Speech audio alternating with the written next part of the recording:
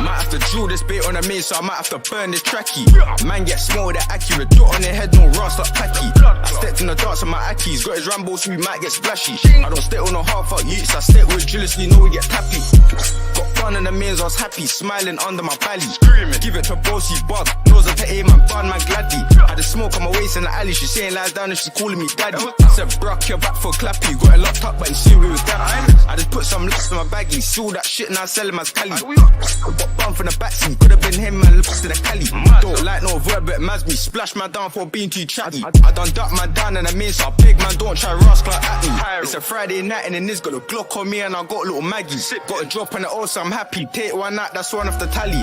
Free Slim got him locked in jail, I was locked in female tryna get crashy. Yo, build it off, I'm too crashy, slap for the nizzle, you slide right back. Enough man, this think is a joke to a man get packed and left as ashy. I had one nitty called Ashy, gave my drops, I gave him packs. Well, you know about skin out the whip, cause the things ain't got no tits in the backseat. But they turn athlete, running away, so I sing like Dappy. Peppers and spices patty, heat man up on the main, so scatty. But for that fatty, the man ain't ready done fed in the rammy. The angle of ours, man, carry my nan really knows that I'm one of my bad group. Spill some juice like Cranberry, shoot up the scene like I'm Presley Danny. Foot on the gas like Rally, ready done sits like a fanny. Make a hit man chest like brandy, or spill some juice living red like money. These sweets come fat, no candy. Fuck Snapchat, don't save no chicky. When I glide, more time is backseat. 007 and always get tappy. Step, drill it. Big dot in a ride goes ribbit. Have you jumping around, don't fidget, no nursery thing, just sit and listen. Hold this band, man's hitting. Corn come fat when I hit from the smithing. I ain't talk about corn from the kitchen. Man get smoked for the way that they're spitting. I don't like them mutes over there, cause the mutes over there love sing like bitches. Can't stand no funny little youths, so I don't really mind just burning that bridge kick. So I'm drawn with shit when I'm hitting. Hit man's rasting, tick off the hit list. Leave man to swim like fishes. Build up a farm and stop from flicking. Wax jewels different. Heady one thing, cause ain't it different. Can't flick like us, stop flicking. Having fun now, cause you see me digging.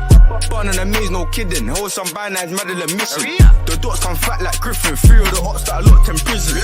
I couldn't give a fuck if they're younger than me. I still wet man up for them distance. I'm a little tap G. Yo, what's good, my Africans? So we're going to be talking about the white man and created power, Berlin Conference, and the Africans still can't make basic weapons. Okay, so cool. So what is the discussion talking about? Obviously, white man is out here getting power. White man is winning. White man is actually manifesting himself into reality, while you guys are still arguing about tribes. Literally, I mean, you know, the reasons why I don't take sides is not because I don't really like either side, or I mean, I think I dislike Africans equally, right? But that's not even the point. The point really is, between you Africans, there really is nothing that's being done. As I keep saying, Africans, right? Because they can't do anything. They can't manifest their visions, if they even have vision, if they can even see, right? We don't even know. And that's the reality. ODR EU video on the African Union. Yes, we know the African Union doesn't actually have anything to do with the European Union, but the parallels between the two are developing. So we thought it was time that we actually looked at what the African Union is, and take a look into the similarities between the two unions. Before we start, be sure to subscribe to the channel if you want more updates on issues. To have videos on the EU's budget standoff and the ongoing war of words between France and Turkey. So be sure to subscribe for all of that. First things first though, some background. The African Union isn't actually that much younger than the European Union. Formed in May of 1963, just 5 years after the formation of the European Economic Community, the Organisation of African Unity, as it was known back then, consisted of a whopping 32 independent African states. So you can't go around saying that it's not been around for that long. Literally, it's only, 1958 versus 63, a 5-year difference. So the Europeans, within the 5 years, have done way more than the Africans have ever done. In fact, the African Union is partially funded by the European Union, meaning this is a joke. But it's a joke because it makes sense, right? As we know the quality of people that we have on these streams, we know the Africans, that they can't actually do anything. We know how this whole system functions, and you guys are at the bottom for a reason. It's not an accident. It's not because a white man won't let you develop. It's because you can't manifest the things that are required to actually move things up yourselves. Making it much, much bigger than the EEC, a fact of 6. Established in the aftermath of decolonization, the organization had explicit aims of promoting unity and solidarity, intensifying cooperation to achieve a better life for the people of Africa, the defending of sovereignty, territorial integrity and independence, as well as the eradication of all forms of colonialism in Africa. The issue was, though, that the OAU faced a number of setbacks in its infancy. For nearly the first decade of the OAU's existence, a number of African states remained colonies, notably the colonies after the fall of the dictatorship of Portugal, that the likes of Angola, Guinea-Bissau, Mozambique and São Tomé and Príncipe managed to gain independence. To further add problems to the mix, there was significant political disagreement as to how fast the OAU ought to promote integration. Yeah, but I don't know if that's a real setback. Again, right? Yes, fine. Some country states weren't really given, immediate independence, but that's not really, again, any significant reason why European Union is where it is, with an actual functioning economic trade area, between different countries, which are all sovereign, right? They do share some kind of legalistic structures and trade, but at the same time, European Union is miles. It's centuries ahead. In fact, forget centuries, it's millennium ahead. It's 100 years more ahead than the African Union. The African Union is a joke. And unification, a problem it and the European Union continue to have to this day. But what really added the fuel to the fire that would engulf the whole organisation was the non-interference clause. Article 3 of the organisation's charter stressed that member states would adhere to the principle of non-interference in the internal affairs of the states. The issue being, what exactly counts as interference? Is calling out a fellow member state's inaction over protecting human rights an interference?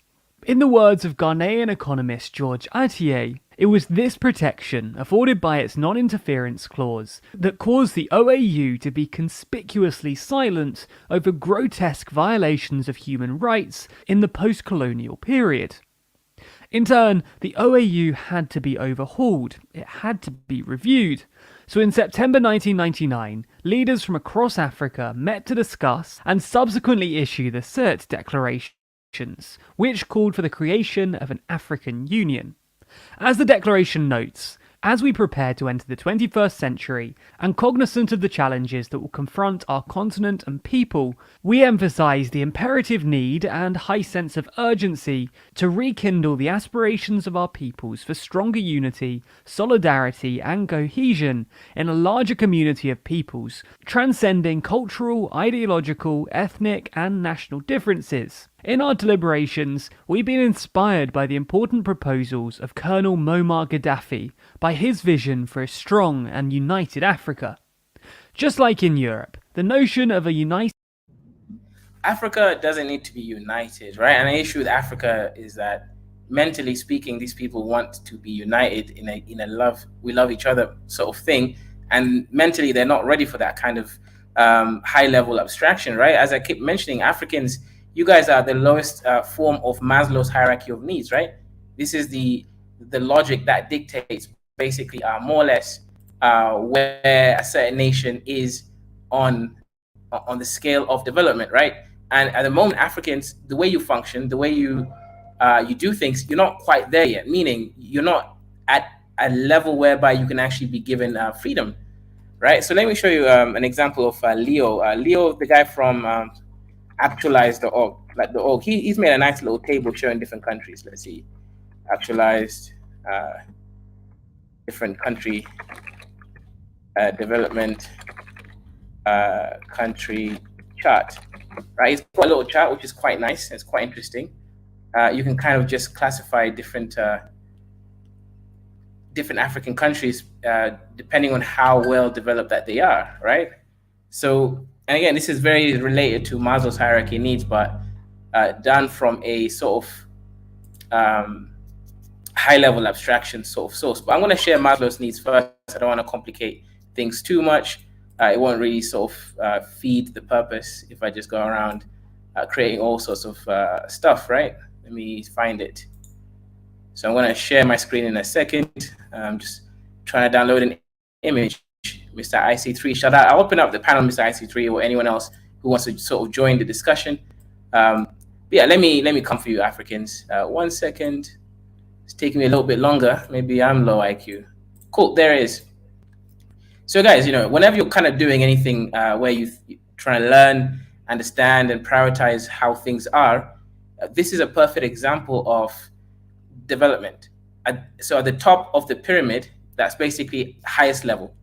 At the bottom, obviously, that's the majority, and that's the lowest level. As you go lower rank, it's obviously going to occupy more space of people. So physiology, right? So the typical African is just trying to be physiologically safe.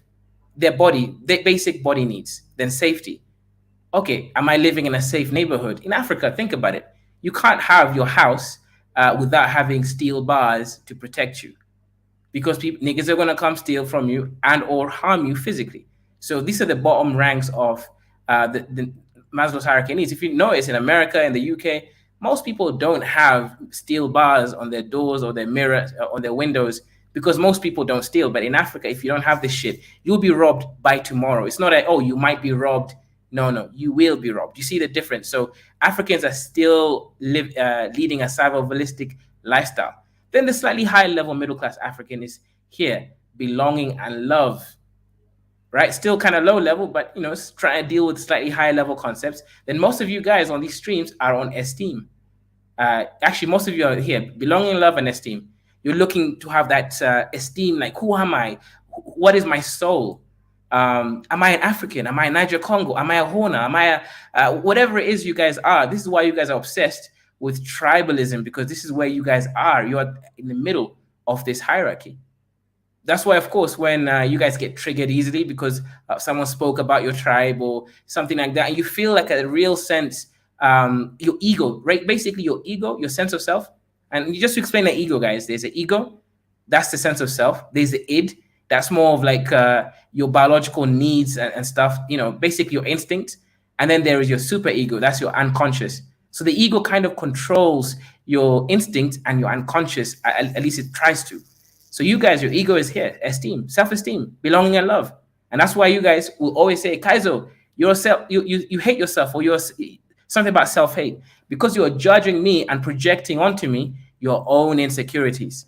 Because in your minds, right, to speak something that may be negative about a group of people that you perceive yourself to be part of, or let's say you perceive me to be part of, that is a self-hate, because you guys are just trying to still get along with having enough self-esteem against the white man. You want to find a place where you belong and find the love and unity. That's where you guys are. You're in the middle.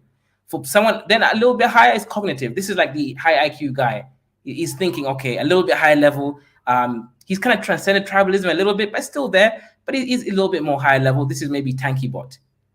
And then aesthetic. Aesthetic is when like someone like Ike is. He's thinking about the aesthetics of life. And then after that is sex actualized. This is when you know yourself, right?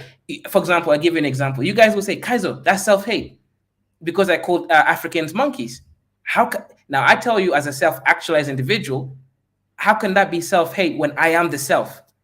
The self does not extend to some dusty tribes of dusty people doing dusty things like Mingi in South Ethiopia, whereby they're killing kids because their top teeth grew first. Me speaking and calling these people dusties is not self-hate, because I'm self-actualized, as in me, I am self, right? You guys are too insecure. So to you, self means something stuck in the middle, the tribe, maybe even race. That's all in the middle. But for me, I'm right here on self-actualized. And now at the highest end, that's transcendence. I'm not there yet. I still value certain low-level things, and I don't want to get there, right? I actually like just being at the second to last position. Transcendence bullshit. I don't want to transcend everything, but obviously I've already transcended a lot of things, but I don't want to be fully transcended. So that's basically how this whole Maslow's hierarchy of need functions. So most Africans are here. The white man is probably around here, cognitive. And me, I'm over here, self-actualized, right? Exactly. We are Mingi. There's always a projection of we, or self includes no. Listen. If my mom was Dusty, I'll call her Dusty. If my dad was Dusty, I'll call him Dusty, right? Does not mean I hate myself because I say the truth, or what I perceive as the truth, about another individual, that even if I said it about myself, If I was Dusty, it does not mean I hate myself. Even if I hate dust, just because I call myself Dusty does not mean I hate myself. What it means is I'm critically analyzing myself. Now, if I self-loathe, that's when you sit in your room and you're crying all day, or you have psychological issues, which obviously I don't, right? Just, trying to show that, transcending the dust. Right. But you don't want to transcend everything. Otherwise, your life will be boring. So I don't want to reach the highest level. I think I'm okay with being self-actualized, right? And notice how the word is self-actualized, because people like me who are self-actualized, we're not reliant on the tribe. That's why people keep saying taking sides. I really don't take sides, but at the same time, I won't allow, let's say, a one-sided attack against one group of people, because then it won't be fun. And I do believe in fairness. At the minimum, I believe in fairness. And obviously self-preservation. Now, I might take a side in real life with someone who's going to actually help me in a direct thing. For example, business partner. Or let's say I'm working with diasporans, because guess what? I can trust them over the dusty Africans. So yes, you do take sides when there is a direct requirement for you to do so. Anyway, let me continue the show. Africa is far from alien, with none other than Colonel Gaddafi, yes, that Colonel Gaddafi, advocating for deeper cooperation and integration at the heart of the African Union. In 2002, the dreams of African leaders became a reality, with the African Union formally established, a union of over 54 African states, guided by a vision of an integrated, prosperous and peaceful Africa, driven by its own citizens and representing a dynamic force in the global arena. Just like its preceding OAUN, the African Union has a number of core aims at its heart, this time ones widely beefed up from before, ranging from promoting peace, security... And guys, and this is why the white man is a little bit ahead of us. The white man is out here getting power because he is on the cognitive side, and we haven't even understood that we need to be seeking power. And one day, maybe we will. Maybe we'll overcome the sense of belonging and understand that, we do belong. Simply by being, we belong somewhere, right? But unfortunately, that hasn't happened yet, right? One day we'll overcome the esteem and belonging. We'll reach what the white man is here on cognitive. That's why he's building the things that he's building. That's why he's able to rule the world like he does, because he's one step ahead of us. Now, what we need to do is transcend even cognitive and aesthetic, and go all the way to self-actualized. We don't need to transcend just yet. On the continent, to advancing the development of the continent by promoting research in all fields, to ensuring the effective participation of women in decision-making, particularly in the political, economic and socio-cultural areas. The African Union has been inspired by the European Union, to say the least. In March 2004, the Union inaugurated a Pan-African Parliament and the underlying constitutive act of the African Union, the de facto constitution of the Union, explicitly making plans for institutions that look very, very similar to the EU's. Article 5 states, the organs of the Union shall be the Assembly, the Executive Council, the Pan-African Parliament, the Court of Justice, the Commission, the Economic, Social and Cultural Council, and financial institutions, including the likes of the African Central Bank, African Monetary Fund, and African Investment Bank. And by 2023, through the African Economic Community, the groundwork for a single currency is expected to begin. Crucially, and in spite of the Constitutive Act, including the non-interference policy that plagued the... You can't even get proper cross-border trade happening. How do you think you're going to integrate a currency that's going to go through all the 54 or so states? It doesn't make sense. It doesn't make sense. Like, if these leaders were doing more than just copying what the white man is doing and thought about the actual problems, you'd solve the real underlying issues first. Because what it looks like African Union is doing is they're piggybacking the policies of the EU, but they don't have they're not there yet. They don't have the effective, they don't have the control, they ain't got the military, they ain't got the courts of justice, they've got no way to, actually, enforce any of these courts of justice, etc. Many countries are in dictatorships. And if they don't add those countries to dictatorships, they will lose access to their trade, their market. So this is just all a mess. It's just us trying to copy the white man instead of overcoming the position that we're in, and that is for me the issue. What's 100%. good? What's good, Mr. IC3 Black? You're on the roll today. You are just smashing it. Oh my God, this presentation! Whoa, you're on a different level today. What's happened? You moved up a gear. You have moved up a gear, man. Very good. You are on it. You are on it. Fantastic. Fantastic. You're just hitting all the points. I've got nothing to say. I mean, you're just saying it. You're on it. Yeah, you are on it. Continue. Yeah, sometimes we got to be a little bit less dusty. We can't always be dusty all the time. Yeah. So, guys, I mean, this is the one thing I keep seeing about the African Union, the way we do things. There are areas where we need to copy, obviously, because there's a global system structure of power, and we do operate within that power. So there are things which we do need to actually apply and appeal within that structure of power. Mm-hmm. They exist. However, at the same time, we do need to know that we are a unique people. We have very, very many individualized nations within larger nations, and if that's the case, then we need to find a way to integrate these small nations, like, what people call tribes, within the larger understanding of what it means to be, let's say, a Nigerian. If you're Igbo, you're Yoruba, you're from the South, you're Ijo, or, Benin, whatever you are, there has to be a way to properly integrate people into the larger Nigerian identity, while still maintaining what they believe is their smaller national identity, aka tribe, because we are unique. The Europeans, yes, they also had tribes, but they never had as many tribes as we did. They was never quite as diverse as we are.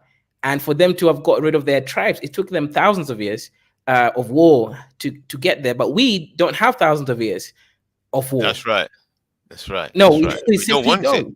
You don't want 1,000 years of war or no war, because I think war is just violent war is an expression of a flaw in one's social engineering. So just like relationship between individuals, you come up where you may have a disagreement, and you can talk or write, but if talking fails and writing fails, then you go to fists, and then from fists you go to guns or knives and swords. So if the language is good, that's social engineering, that you can settle or come to terms or come to an agreement based on how the language and the conversation goes. You can structure it to avoid violence, to avoid bloodshed. But when the language fails, then it's bloodshed. It has to be bloodshed. You just grunt and go back to bloodshed. So I'm saying that applies also to nations. Exactly. And also, let me shout out to today's sponsor. Shout out to Alex Is on the chat. Shout out to your £7.84 donation on PayPal, saying self-actualize. Shout out to you. Shout out to you for the support. Okay. Dr. Kezo. Hello. Yeah. I can hear you. Let me put it this way. Dr. Kezo, one could also see that your obsession with IQ as a means of measuring one's intelligence as well. It's a sign that you are also on the self-esteem spectrum. You're also on the self-esteem spectrum on the Maslow's hierarchy of needs, because the only thing that gives you self-esteem, it seems, your actual self, it seems, is that your IQ, the IQ test that you did has given you that IQ, and now you go around beating all other Africans with it. Look at IQ, look at the IQ. So you are also on the self-esteem spectrum, Dr. Kezo. You may not be on the racial aspect, but you are definitely on that. On that, you're also. In fact, you're trying to say you're self-actualized. We would like to see that, anyways. But from the what I'm hearing, it seems like you are there. I'm sorry to say, on the self-esteem spectrum. Well, thank you very much for that comment. Well, I haven't brought up the IQ actually, and the reason why I use IQ, Darth, is not because I'm there, right? I actually don't care about IQ. I think IQ is actually low level. I think people with very high IQ are actually not that intelligent. What I use is called high level. I have my own model, right, about true intelligence. It's being high level. You can't compare the African mind with the European mind using the European tools to measure the African mind. It's not possible, right? A 65 IQ African is not the same intelligent as a 65 IQ European. The European cannot tie his shoes at 65 IQ. The African can have a family, can run a business, can be a mechanic. So clearly the test doesn't measure the same thing. We know this, does, right? The reason why So why do you keep beating Africans with that stuff? Because, okay, look. You see the results you produce with people like the King Genocide and people who can't abstract this. They take it, they internalize. He recognize himself, right? At least he's self-aware enough to recognize his low IQ. I mean, that guy is actually low IQ. That, come on, so. But he's intuitive. He can see something, but he doesn't have the tools to take what he sees and utilize what he sees in a coherent manner. So, there's some people who have awareness of what's something, but they can't quite take that thing. And oh yeah, there he is. Shout out to you, brother. They can't quite take that thing and then use it for something else. So, Darth, honestly speaking, if you're okay, I troll most of the time, and the reason I troll is when I can't communicate, there's no point in me being frustrated. Like I see you guys communicate, Darth. When you get frustrated, you guys get angry, you shout at each other, you call each other hunter-gatherers. I don't tend to do that because I then troll. You see my point, Darth? So if you wanted to know how I think, what I feel, we would have to be able to sit down and have a coherent discussion, and we'd have to keep it high level. At the moment it starts being sort of low level. I don't want to use low IQ, right? Because IQ is a bad measurement, right? That's when obviously I have to now begin trolling. But the reality is... So you say you're basically trolling with the IQ. You're just basically trolling because it's not really a measure of it. So you're saying you're not obsessed with IQ then, that although you basically are trolling with IQ. IQ is relevant at the low end and at the highest end. But anywhere in between that, it's not that relevant. Clearly, an IQ 180 guy is clearly going to be cognitively superior to most people. And clearly an IQ of 60 is going to be probably not that intelligent compared to the average. But once you start going through that ring between the hundreds to tens, even 120, you can't really say one guy's smarter. I'll give you an example, Darth. Most scientists claim they have an IQ of 135 plus, actually around that. And the top scientists, they're going to be 160 plus. But if you compare the top 160 IQ guy to people like Richard Feynman, who only had an IQ of 125, Richard Feynman was 20 times smarter than all those people. You could see it in the results of his work, where he got his Nobel Prize, and also you can see it the way he thinks. So IQ it's only useful at the highest end and at the lowest end. Anywhere else in between that, at the extremes. All right, at the extremes. All right, okay. It's like what do you call it in fighting and all that stuff. When it gets very technical, the little bit of difference can make a huge change or something, can emphasize something. That's what you're saying. Exactly. And also, Alexis, good point. You said your IQ is 130, but you're still an idiot. My IQ is 143, and I'm still an idiot. IQ doesn't mean that you're making decisions, or it does. IQ is just processing power. There's a lot of other stuff that goes in intelligence. There is also intuition, your ability to have creativity, your ability to then make wise decisions. Wisdom is separate from IQ altogether. So, you can have very, very lack of wisdom people, high IQ. You can have middle IQ people who are very wise. So if IQ makes a difference at the extremes or something like that, most white people that seem to be claiming their superiority based on IQ, or who actually inculcate that within themselves, who claim that, then they are also at the self-esteem level of the Maslow's hierarchy of needs. That's right. White supremacists are actually on the self-esteem hierarchy. They are not on the cognitive level. You understand? They are on the self-esteem level. Yes. Most people in the world are there. Well, okay, no, I would say that the white man as an abstraction is on the cognitive. As an abstraction, meaning he's taught people because he's building things, he's recognizing power. I will admit that their best is on the cognitive, but the average is on the self-esteem, just like most Africans. The difference is they have more people on the cognitive end, and those people rule them. So the white man will create a system. If you've been to the UK, the average UK person, you know how they talk. I mean, I to know, me, I know. them Yeah. as beneath me, right? When I say a white man is superior, I'm not talking about those people. I'm talking about like, I'm talking about the highest of the highest white man. So the average white man can't even speak English properly, and he's in English. He can't actually abstract. He's like, "What are we talking about, mate? I'm gonna have a cigarette later on. Are you coming over?" Do you think that's not a high IQ person than me, mate? Right. But I guess I can't. what I'm trying to say, Duff, is that we do Well, need to. Keizo, your voice is not coming through on my phone, so I gotta jump off and get back to work. But I'll still be listening. It's just a radio, so I'm working at the moment. But revise that as a okay, and also Dr. Keizo, you will find so at the extreme levels a lot of black people on the cognitive level as well. You will find that okay. You say the ones on the cognitive level of white people, yes, The difference is they control and rule. They control and rule. But right now, the majority of people are on the self-esteem level. But every other race has some particular people that are on the cognitive level and further on beyond. Correct? the main difference between them and us is that their cognitive people are in power, and for Yeah. us, Okay. it's not the case. So Okay. they're being led by them, and we are being led by any willy nilly. So sometimes we get lucky with Kagame, and sometimes we get that guy who looks like a cocoa pod in Ghana.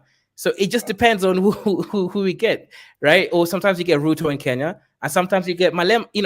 We get lucky with high level or low level people. For them, their system is they've built a system basically, and the system But kind Dr. of. Kizo, you understand this to a full extent. You could have simply break it down like this, but you went like white people are on the cognitive level, black people are on that. So it kind of creates a situation in which a lot of people conclude the wrong thing you're saying because they're not thinking the question what you're saying, because you kind of blanketed all white people at a cognitive level, black people at a self-esteem or pan-African. So you see how the wording of things and all that stuff. You get me? Yes. But I gotta go anyway because I'm at work. So yeah.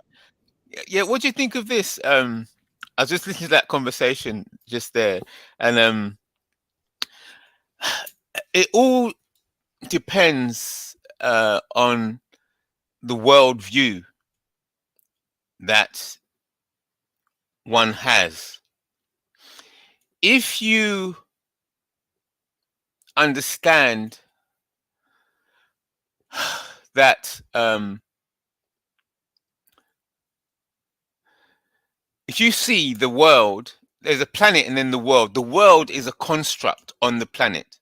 Let's get that clear. So there's a planet, and then there's an ecosystem of constructs. So you have different entities that recognize each other and relate to each other, and that constitutes a world, a construct of people and organizations and things on the planet. Just like you have a map.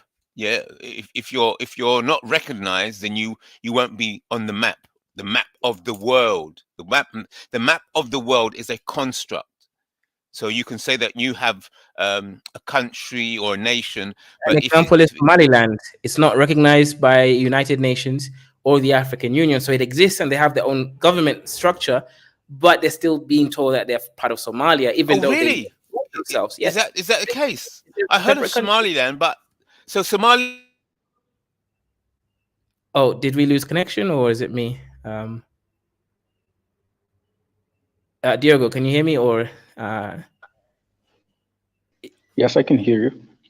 Yeah, so it looks Can like you hear Mr. me? I can hear you. So Mr. IC3 is the one who's lost connection over there. Yes, but Case, I want to know your position on the IQ matter. What do you think?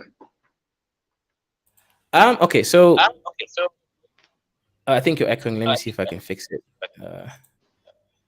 Yeah, so when it comes to IQ, are you playing a different stream or something? Maybe because it was echoing a little bit.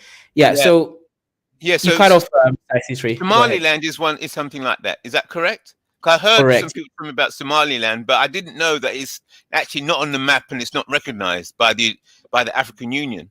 Yeah, it's not Wow. recognized by the African Union. Yeah, well, that's the point. Fantastic. That's the point I was trying to make. So therefore, Somaliland is not in the world.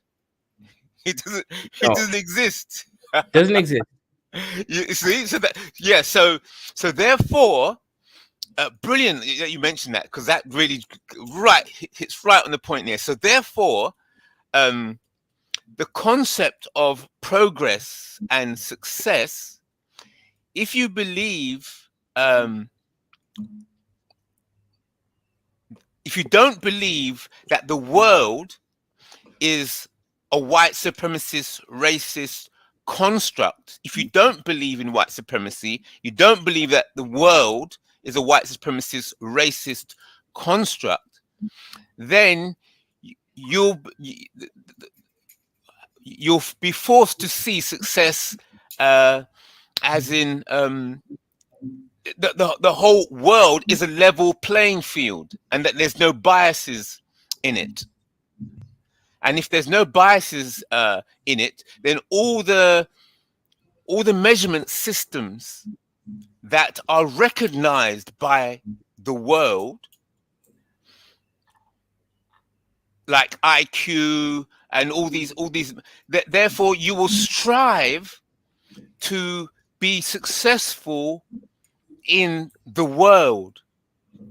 And striving to be successful and seen as successful and intelligent and powerful and clever and wise in the world, if the world is a white supremacist world, you'll be constantly seeking to impress the white man. If it's a white supremacist world, but unconsciously, you're striving to be accepted, to fit in to the world, and thereby not understanding that your efforts to achieve recognition within the current world that is based on white supremacy will actually destroy you. Just like we talked about earlier about finance. Let me stop there. Does that make sense what I was saying?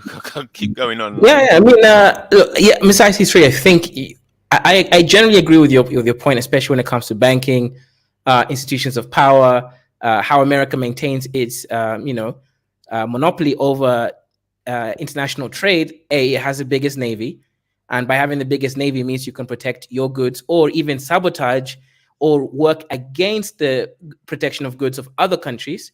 Yes. You also can pay off certain countries and put pressure on them, such as Egypt and the countries in the Gulf of Aden. You already have a base in Djibouti where you actually now make sure all your cargoes get there safely. Djibouti. You put tariffs on all the cargo going there to your benefit. So, of course, if then you go against that natural systems of power, you will be crushed because you don't have any other means for distribution. So, of course, yes, the issue is, I think, what some people might misunderstand from your point is this then. They think that by you petitioning, let's say, the prison system for an appeal, they think you're submitting to the white man as opposed to simply understanding that we do live in a system. There is a structure, and this structure cannot just be broken because it's a self-healing structure that the powers out there, you can break two legs in this building, but there's a million other legs out there. So it's not going to be enough damage. So the best is for you to figure out how the system works, integrate in it well, while at the same time figuring out the best system for you and how to supersede that system across time. But for 100%. Now, you have to function within that system. Can I make a point? Go ahead, Diego. Yes, thank you. I want to approach this conversation from a different vantage point, because I have a perspective rather unconventional when it comes to this.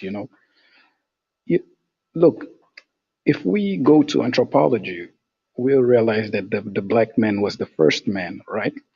So we can safely say that he lived for thousands of years without the presence of the white man and other races of men and such a thing in Africa. So I ask you, why couldn't we, gain that leverage? Why couldn't we develop great things at that time? Why only today we are looking at development from a European perspective when we should have at least thousands of years of leverage so that the European can see development from our perspective? Why is it? I would say culture, and there are some arguments there. So one common argument, I'll bring up the common arguments, and I'll bring up my own sort of rendition of it. But one common argument is that the Europeans lived in a much more harsh environment. Usually, let's say in Europe, China, Russia, these places force you to actually have to improve in order to even survive. Meanwhile, us, let's say coming from East Africa, the savannah is there. So on one end, you can go to the savannah where you can actually hunt animals like antelope, ostrich, and the like. Then, if you don't like that, or the animals have moved down to Tanzania, or through the Great Migration, you can go into the forest. There's a rainforest there. There's a desert. There is a savanna. There's every kind of terrain that can allow you to basically survive throughout the whole timeline. There's only two major seasons: rainy or dusty. So for us, we didn't have a need to have to improve develop in order to actually survive. Meanwhile, the Europeans, think about it, right? You've got 4 seasons, and 4 seasons means that you're subjugated to everything that comes up with it. For example, during winter, you cannot hunt animals easily. They're not there. A lot of them are hibernating or just not there, right? It's too cold to actually hunt, to forage fruits and vegetables. They're not growing. So you would have had to develop, let's say, even transtemporal reasoning, thinking beyond time, so that you can then plan for that 4 or 5 month stretch whereby there won't be any food. So at the very least, it forces you, for example, to develop food curing processes, thinking about the future. Meanwhile, as Africans, what I've noticed with us is, culturally at least, I don't know if it's now genetic because of bottleneck effect, but we don't tend to care about the future as much. We tend to live in the present, in the moment, as opposed to sort of planning several years later and then sticking to the plan. For us, we're more like engaging with chaos in real time, as opposed to engaging with potential chaos. Yes, I agree with you, and I've read books that actually bring your talking points. So we can say that this is a issue of evolution rather than development. Because if you think about it, it's an evolution thing. So would it be safe to say that as far as the evolution, some races are more evolved than the other? Do you think that's a valid argument? Because it's Yeah, an evolution. okay, so someone could argue that different races are differently evolved, so meaning they prioritize different evolutionary benefit, or rather, the benefits of evolution treats each race differently. Meaning, I wouldn't necessarily say it's more evolved, because then that will kind of presuppose a linearity in evolution. But in what I'm trying to say is, it could be in the future, maybe in a different planet, maybe on this planet, maybe there's a system that's created, or we find, that actually prioritizes the African evolutionary process. An example is, let's say, right now we're developing AI like ChatGPT. I don't know if you use that system.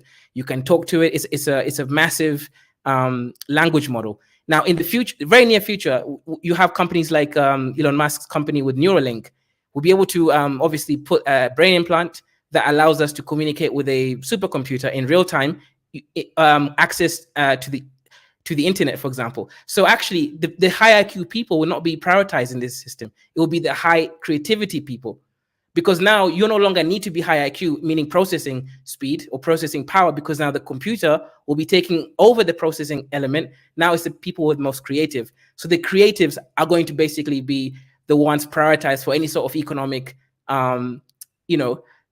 leverage. So I guess what I'm trying to say here is, I wouldn't necessarily want to say that Africans are less evolved or Europeans are more developed. I would say that differently evolved and suited for different consequential ways of living. And it just happens that the system that we currently exist has been built by them, and it does prioritize their evolutionary consequences. Right. Would you agree? Would you all agree then that I just missed what most of what was saying earlier on because something happened?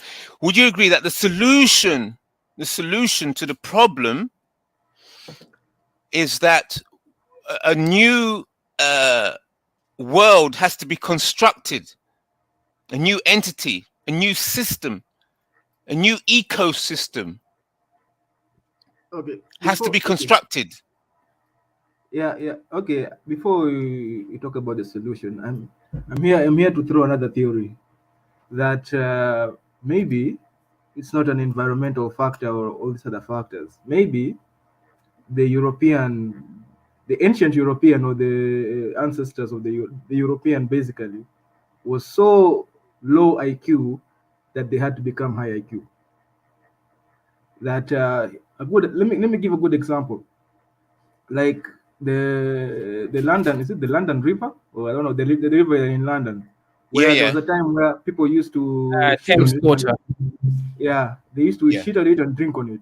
So like literally hundreds of thousands had to die. So the remaining guys had to realize, oh yeah, so there's bacteria, So it can Desi, just be, that's the same. It's the same argument. It's the same argument. The only difference is you're creating let's say a preferred moment, as in yes, the low IQ whites basically died off because they couldn't survive the environment that they were part of, and again there was less of them, so the bottleneck effect was greater. For us, where there's more of us, we're more diverse genetically, so for us we have a mixture of every type of cognitive performances. Meanwhile for them, yeah, 100%, the low IQ ones died in the Black Plague. The ones who didn't listen, hey, don't be letting rats in your house, once they start figuring out the abstractions about these sort of environmental ills that is trying to kill them, this is what I'm saying, that there were no low IQ ones. They were as a collective low IQ,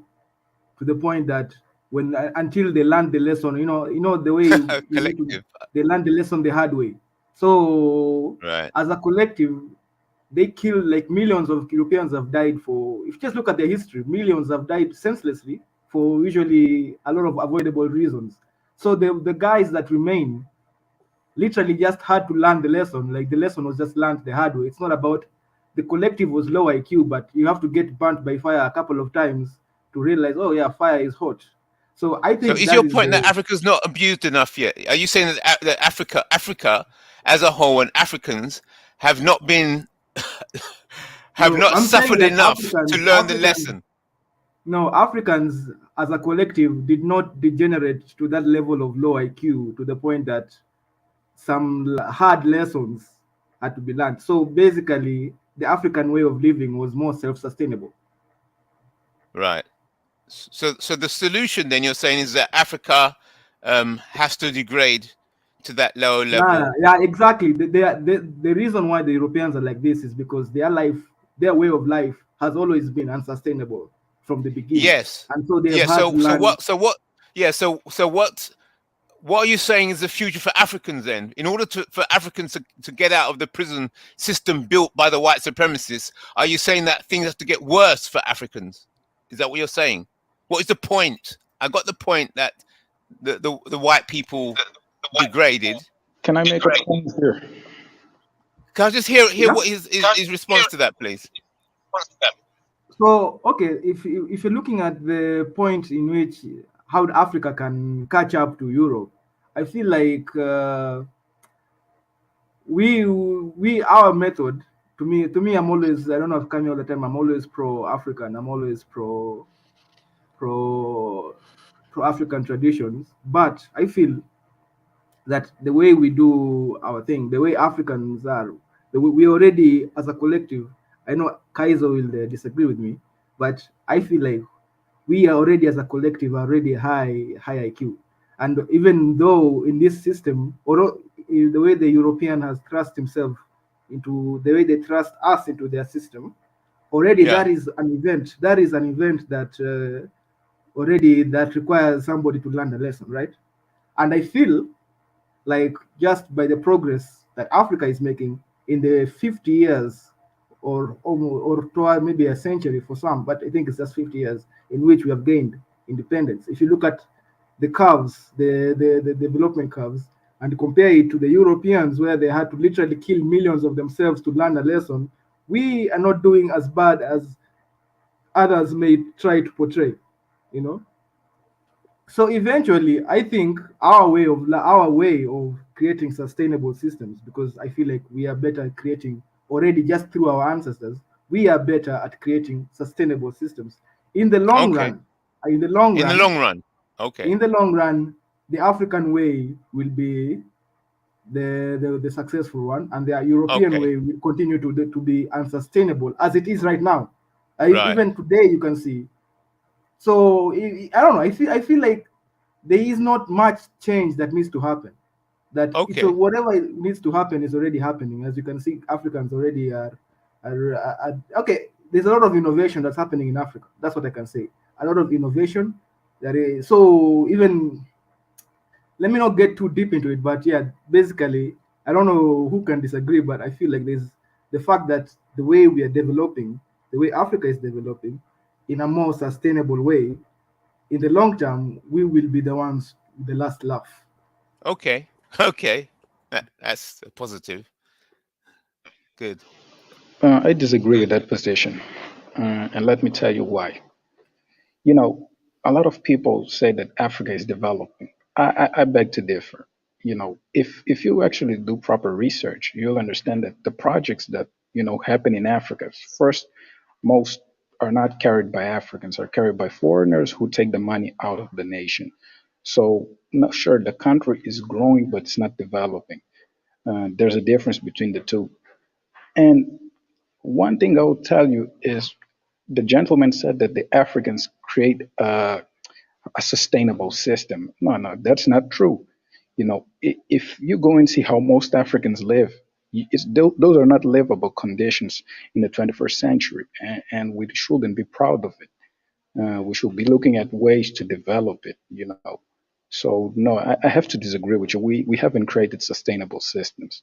Most Africans have a problem having, clean water to drink.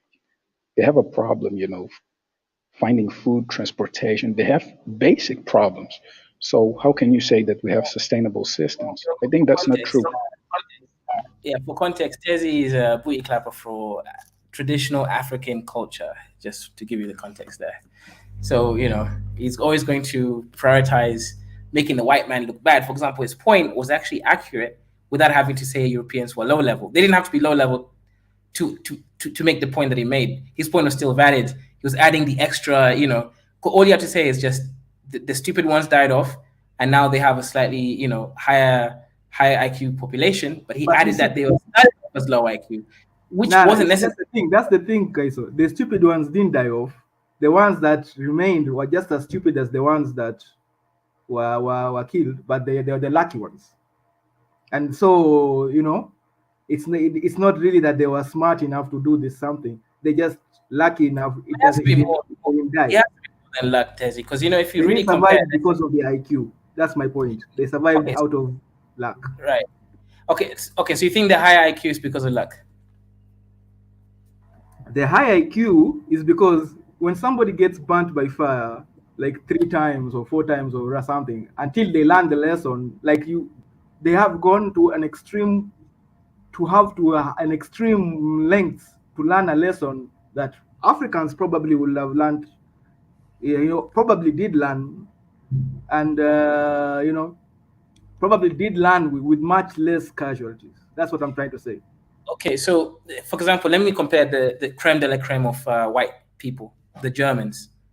After the Treaty of Versailles, after the First World War, they basically become bankrupt and a very poor country. Within a few years, actually, during some Nazi rule, they become a superpower that literally threatens the world power.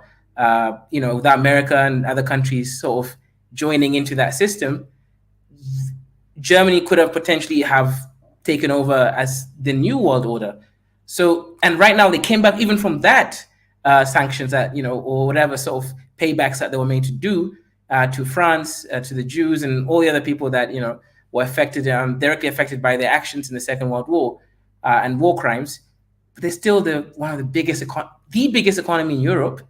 They're the greatest inventors when it comes to functional products that we use every day. In semiconducting, it's AMSL or whatever. That's like in Germany, Netherlands. Again, similar type of genetic kind of people. But for us, Tezi, we haven't done enough, right? Like the greatest thing that we've done, I could say, is mobile banking. right? Actually, which again is very good that we created, because obviously something like M-Pesa and the system, I can really understand how revolutionary it is, because you don't have access to banks. Banks are expensive.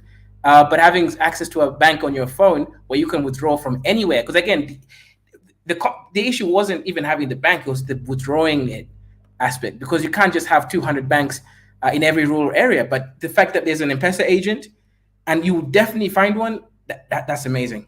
So we have created stuff like this, but why can't we then go and solve the other issues? Why are we not using tech, for example, to make sure that cheating doesn't happen? Like, why don't we basically use, like, let's say blockchain to verify that only one ID per registered individual but Tezi, why is it in Kenya that you guys don't even have an ID until you're 18? To me, that doesn't make sense. Are we illiterate? Can we not read an age and date of birth? Because you can literally get an ID number with your birth certificate, or even when you go to school or whatever. You can. There is no logic to having an ID when you're 18. Does that mean you're not a citizen until then? What if you're a young tourist? The police is not going to ask you for your ID because you're a minor. It doesn't make sense. So there's a lot of redundant lack of systems that we're still suffering from. Yeah. Okay. Let me give one of the examples of. You talked about the Germans, right? The Germans, at some point, yeah, when you talk about German history, there were times they were just dusty tribe too, right? There was a time they were just a dusty tribe to the Romans, Yeah, right? So the Roman colonization. yeah, so you can see how long did they take from Roman colonization to this industrialized nation? How long did it take? A 1,000 years or so. You see, quite exactly. Like, so from being a dusty tribe to being industrial, that took them a millennia. You think it will take Africans that long? I doubt it. No, it won't take that long, of course. But the issue is, Tezi, is that we assume that the goalpost won't be shifting. Yeah, we're going to catch up to Europeans very soon, but the Europeans are going to be now speaking to aliens and controlling the space race. You see. Now this is where this is where I disagree with you. You see, you don't see the trend that Europeans are right now. What's happening with the European population right now? They might even just go to war and kill themselves off because that's how low IQ they are. They are really just an unsustainable bunch. So this thing that they might be talking, I think that's a lie. That's a lie. I think they are so unsustainable that they'll do something like go to war. Like right now, you can see the Ukraine thing. That you're telling me that's a high IQ war? Nah, you see, it's just that their nature is being unsustainable. That has always been, and they have learned from their own mistakes the hard way. Like hygiene, simple things like hygiene, they learned through millions of deaths. Where Africans already were observing hygiene, right? Already, so it's I don't think that the way you portray Europeans as these people who are superior, I don't think so. I think they've learned through fire, like literally, like like even how the origin of capitalism, the system that we're in right now, they literally grabbed farms from peasants, right? From the people who are subsistence farming, and millions died. So millions died so that capital of their own people, millions of Europeans died so that capitalism can be like this because they starved, because of so the dusty nature of their it's still strong in them. So this thing that because Africans we have been introduced to this world, this system for like barely a century, probably just 50 years of independence or 60 years, and the progress we've made, I don't think that it will take too long for us to catch up with them. I don't think that it's all they'll be talking to. I think that if we continue with our nature as has been throughout the centuries, we will be like the marathon runners, like we might not be the sprinters, but the marathon runner, we will finish fast. That's what I'm trying to say. We will be the ones with the last laugh. Our system is steady and sustainable. Theirs is self-destructive. And yes, when you are self-destructive, you're going to learn some interesting lessons. And then they'll tell, after killing millions, they're going to tell us how high IQ they are. But literally, I don't think the lessons they've learned, the amount of death that warrant or that they had to learn, that it's not warranted to me. All these things they're doing, the amount of killings that had to be done for that, it's not warranted. So yeah, that's my point. That we actually, let me not repeat my point, but basically that's my point. Like, just looking in our curve, we're not doing that bad, considering the age in which we have been thrust into the system. Comparing to them, we're not doing that bad. Okay. You made some interesting points. But the reason why we're not, it looks like we have developed more than them relative to the time of when exposed to a so-called more technologically advanced civilization, right? We were exposed to them who were more advanced than us technologically. And that obviously we've moved forward more so than, let's say, they advanced from the Romans. That is correct, given the time frame, right? Obviously, it hasn't been 1,000 years, right? However, that's correct. However, the issue is, like, if you really do think about it, how we really advanced, right? Because when the white man came with what? A barrel gunpowder, and weapons. We had spears. The white man now has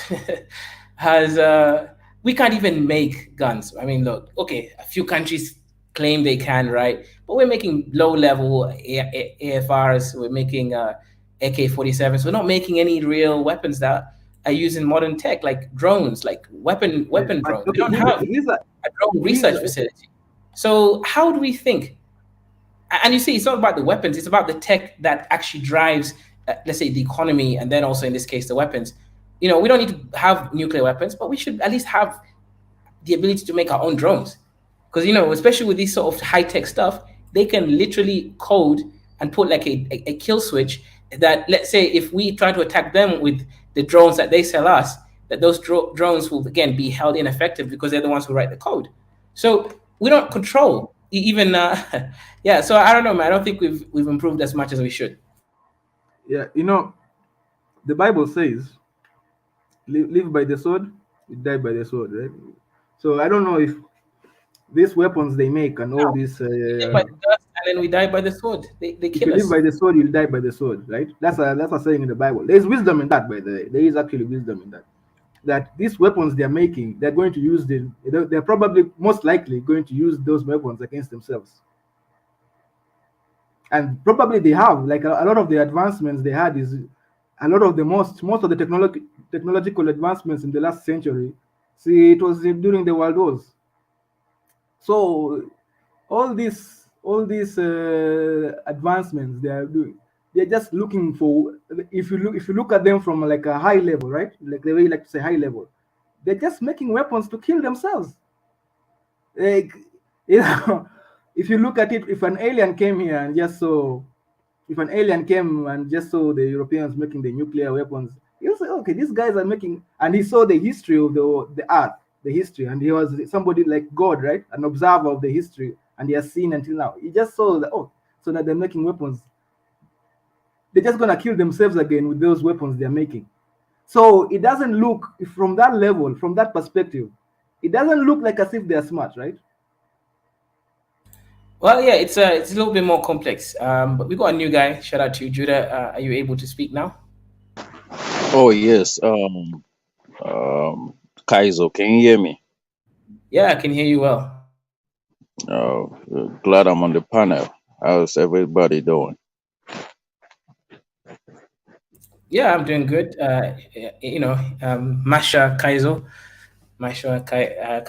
So yeah, not doing too bad. You glad when I come on the panel, man? What's going on? Hey, Judah, you look ambiguous from your avatar. You don't look a real black man. Oh, why? No, man, I do, man. Hey, I heard most of you guys were doing a consensus on me on a low IQ. Is that Uh, true? I was not part of it, Judah. You know, I don't discuss Oh, okay. other people like that. I never take part in those things. Okay, it was Dow that was saying, even though Dow is a crazy guy, man, but you know, I don't take him serious anyway. But what based on what you guys are talking about, um, I think Africa, right? For Africa to go to the next stage, when I mean the next stage, like from where it is right now, there is no way we can actually do things without having a white person come through and help us do it. That's just a fact. Even though I regret saying it, but uh, uh, like you said, the things that we produced were of no importance. Like what the white man did. The white man took probably our knowledge and produced the things more efficient. Maybe we had knowledge, but I'm not gonna be claiming things that, because even in the state, most black people have been known of claiming things that they did, of which they did not do. So I'm not gonna be claiming that we did this, we did that, we did that, but most of the things that we have done have really come to show us that it wasn't really efficient, effective, or it was just incompetent, it was weak. So, and we have not even moved to the next step, despite the fact that we could make bow and arrow with our own hands. What are we doing now? Are we actually turning those things into high IQ? I don't think so. We have remained on that same level. Right. We have remained on that same level. So things has not really changed. So So it would be Judah, great. Yeah, go ahead. so on the point you just made there, I think I agree. But here's the big question: how to get the white man involved uh, to make Africa go the next step Uh, when it is to the benefit of the white man to keep things as they are, because how are you I going have to a get the white question. I also have a question. people to help you escape their system? What do you think about that, based on Yeah, what you just said? also just to add on that question, what exactly is the next step? Is the next step Yes. extinction? If the next step is Okay. extinction, the, then we should the, be Right. making nuclear weapons, and Yeah. we should also be emulating the white man Yeah. because he knows how to destroy himself more than right, Right. right. anybody else. Right. The So next So step. let yeah, let Judah answer that, please, before he loses the point. Yeah, when I talk of the next step, I'm talking about a stepping stone into the world, into the next world. Because the way things are right now, right? Things have not really, the world haven't really achieved their. We haven't gone to the epic of things yet. Like when I talk of the next world, like this world, people are thinking, oh, the superpowers. That's just it. There's gonna be a point in time where Africa will swell out, like expand, like we are. This is just the small Africa you guys are thinking. But when I see at the bigger page next in times to come, it's gonna be a swelling. But this is the thing, it's gonna be white people to do that, because to help us do it. White Yeah. people are How not then? gonna. How? Yeah, let me explain. They are gonna be like a stepping stone, because us Africans, we still don't really have that push of doing things. We feel inferior. There's that Yeah. Yeah. Oh, inferiority we got that. complex. We got that. the, But this no no stepping there's stone yeah, like I said, they is are going to be a interesting. stepping. Right, they Yes. are going to be like, they are going to be a stepping stone. That's why you see, most Africans, right, they travel to Europe, they travel to all these European countries, right? What are they doing? Most of them are learning skill from Europeans, and that's why Right. I say they're going to be a stepping stone, because there is no way we are not learning, and we are going to these places, when even though we work under them, the same time we are learning. So this is why I Right. say we cannot do Okay. without them, because they are going to be a stepping stone to help us move to the next level. And the next level is when Africa will actually take control of their own Right. deed, like in a Okay. stage where they don't have to depend and the Okay. on the Europeans for good importation. Okay. Or they have to export their good to Europe to live, or they have to do this. No, or no. At that point in time, they will be independent, like completely have their own control of everything, and that's what I'm Okay. saying. Okay. I That's don't know good. if you understood, but yeah. Yeah. I Right. agree. I agree. Right. But it's the technique now. It's the process of how to step on that stone and not and not the fake Right, stones we are that already trap. we are already stepping on it already, right? But things are still we are not it's not clicking. It's not Okay. clicking. Like the knowledge is still not coming out. The extraction is like when you milk a cow, the cow is dry, but I mean the cow doesn't have milk, but you still want to Right. milk it. So we are Right. in Europe, we are still trying to milk the Europeans, trying to copy, trying to do what they are doing, try to Right. use them as a stepping, but it's not working completely. So Yeah. when the Okay. time comes when that cow is healthy, that is Europe where we could actually extract the milk and have the Right. knowledge of doing things, producing these weapons that we can stand against them. The weapons that we produce is not going to be against Africans. It's going to be against the other European, other continent, or other people that don't look like us that want to attack us. Right. So those are the kind of knowledge. Now things are not working, but when we start milking, like we actually know how to milk well, and then I will tell you, Okay. and then that stage will be, a stage where Africa will control things. But now, Okay. man, it's not. Things are really not working. And for us to even go to that stage, it's not gonna be anytime soon. I don't see ourselves going to that Why? stage. No, man, that's why I tell you, because there's Within still three that years. no, no, no. There's still that inferiority complex. We don't have that zeal. Somebody has to whip you with a cane for you to change your mentality. But now, as we speak, there is not zeal, man. We don't have that. We don't have that. That forwardness of doing it. We still feel like they still have to feed us with a spoon. Which is not a good thing. So that's just it. You see, now I've not even understood what this next step. Because to me, I thought the next step was solving African problems, and not. And you can see most African problems are not just associated with the white man, right? A lot of them probably are not associated with the white man. Like Right, but you what cannot solve it. The next step is gonna be when Africans will be able to solve that problem, when they will be you able see, to you see, control listen. things on their own. But they are not I doing it. think I That's what I'm think saying. That's what people, the next step could signify. I think people think that this when we make this these weapons or this thing, thinking that we will not use them against ourselves. I think that's wrong. First of all, I think all these weapons that we want us to make, all this anti-white agenda or something, they always it's not, if you just look at the history of just all these other guys, Europe, and look at the US, they will always we will definitely use them against ourselves. But I'm not against weapons. Okay, let's make weapons. But to me, our way of doing things is even unique. I feel like our way of doing things is unique. Second of all, if you look at Europe right now, if you look at the US, if you look at China, and if you look at Japan, these people right now are having a crisis. They're having an age crisis, right? They are even, and Yep. it's been predicted that in a few decades they are going to actually be having already they're doing that right now. You can see even Germany is looking for foreign workers. All this, these systems have never been sustainable from the day one. That's what I'm talking about. You What what want us to what's go the same what's path of the people who are not even able to sustain their own systems. Why are they looking for external labor? Why are they looking for youth? Because their countries have grown old. Why? So that's already true. you can see that there is an unsustainability in their system. You want us to continue No, to go that path?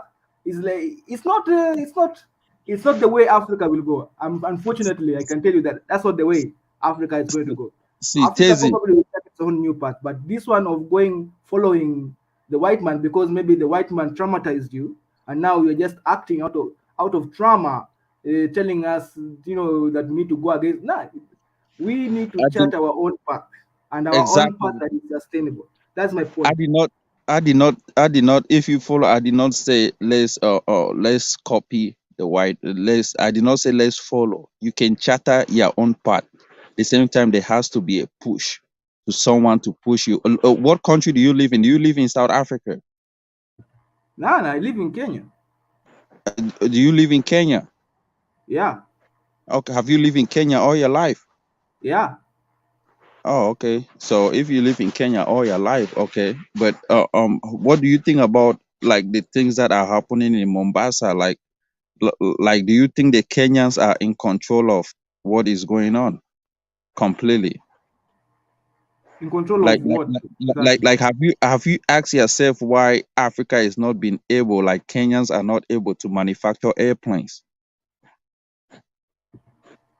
Yeah, that is not, I don't, first of all, No, we I'm are able asking you. to. I'm asking you. Yeah, yeah, yeah. Oh, are you These able are to these are problems that are not out of the disability, because you can Okay, you have you see. asked yourself why Kenya has not been able to solve the drought that is happening across the country in not particularly or to Yeah, to develop it?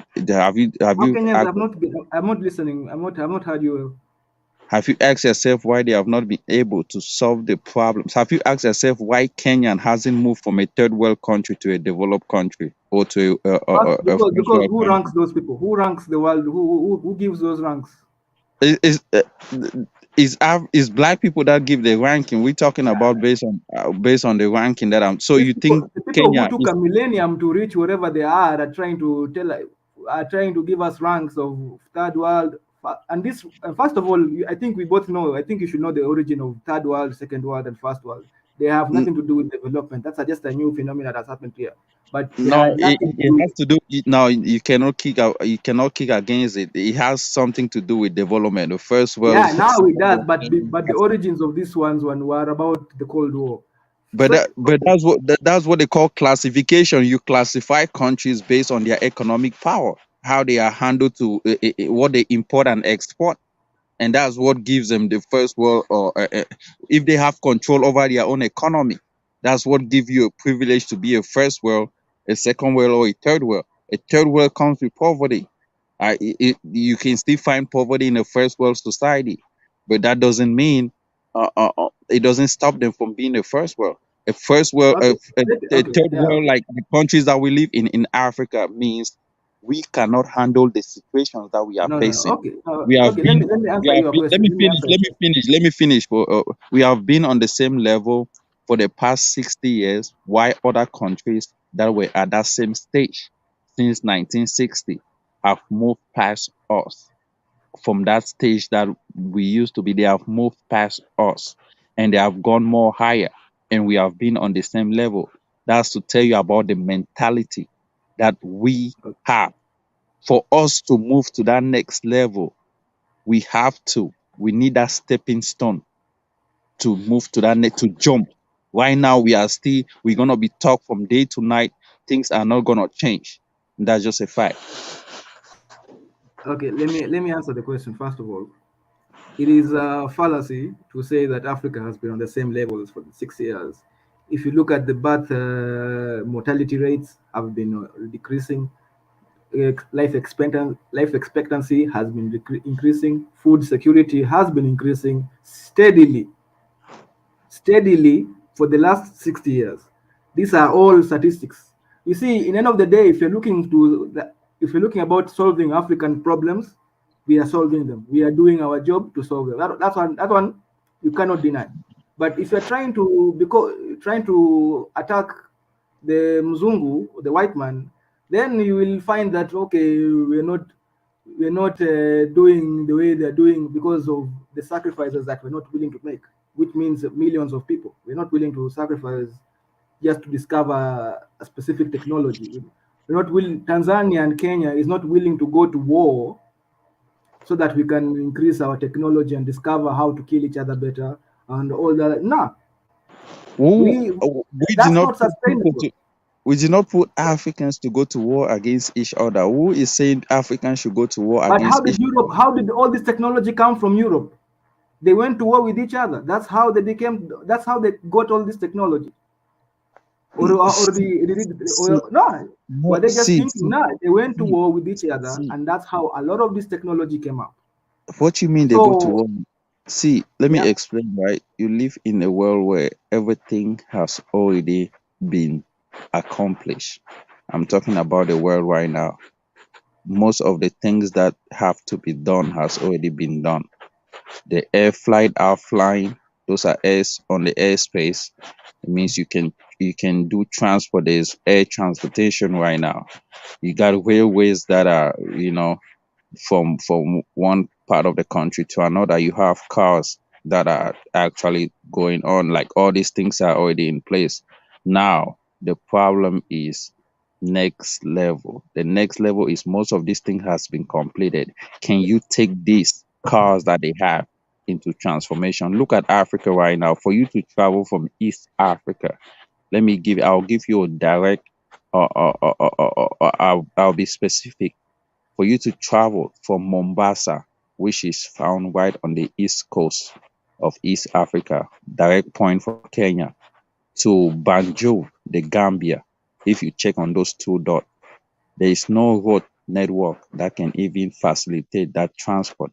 For me to send something for me to transfer cocoa from Cameroon to Kenya, there is no way I can do it through road transport. I have to ship it from Cameroon to Kenya. And do you know how many days it's gonna take?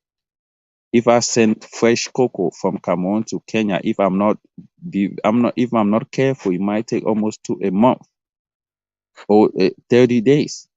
So if that happen, I might end up losing all that cocoa on the way because it might get spoiled. But this is the thing. There is no foresight. There is no 4K. If people don't see ahead in Africa, people are so contented with the little things that they have, with the little stuff. And do you know Africa has the biggest mortality rate in the world? You talk about, there's population, these things are the biggest mortality rate in the world is found in Africa. Do you know about the life expectancy in Kenya? Most people die at the age before they could even turn at 50. Most people in Africa, precisely in Kenya, most people don't turn up to be 60 years old. The average person does not make it. Do you know the life expectancy of little baby? Do you know about baby mortality rate? Do you know that in Africa, kids die early than any other continent in the world? Do you know that it's not only Kenya, in most African countries? These are the things that are not being solved. Do you know about food shortages? Do you know that there is food shortages in most African countries, despite the fact that Africa is one of the richest?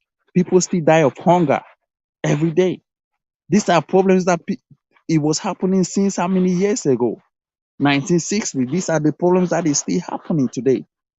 Even though you can say, okay, most maybe countries in Europe maybe have hunger, or in America, but you could see that the people things are being solved.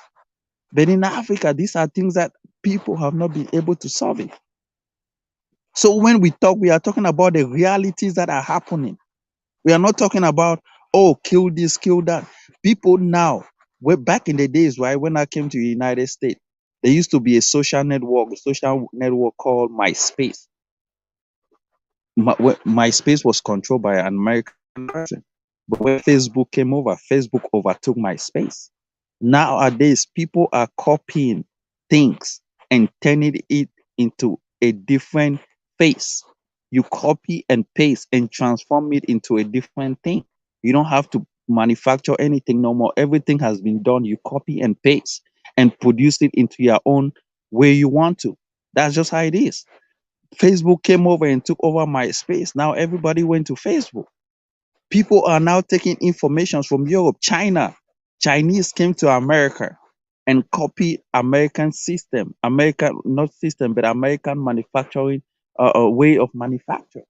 They took it to China, and right now China is like one of the biggest economy, maybe the first, if I'm not mistaken. So these are the things that Africa has to learn. Copying something doesn't mean is not a bad thing. If we don't want to copy, why do we go to these European countries?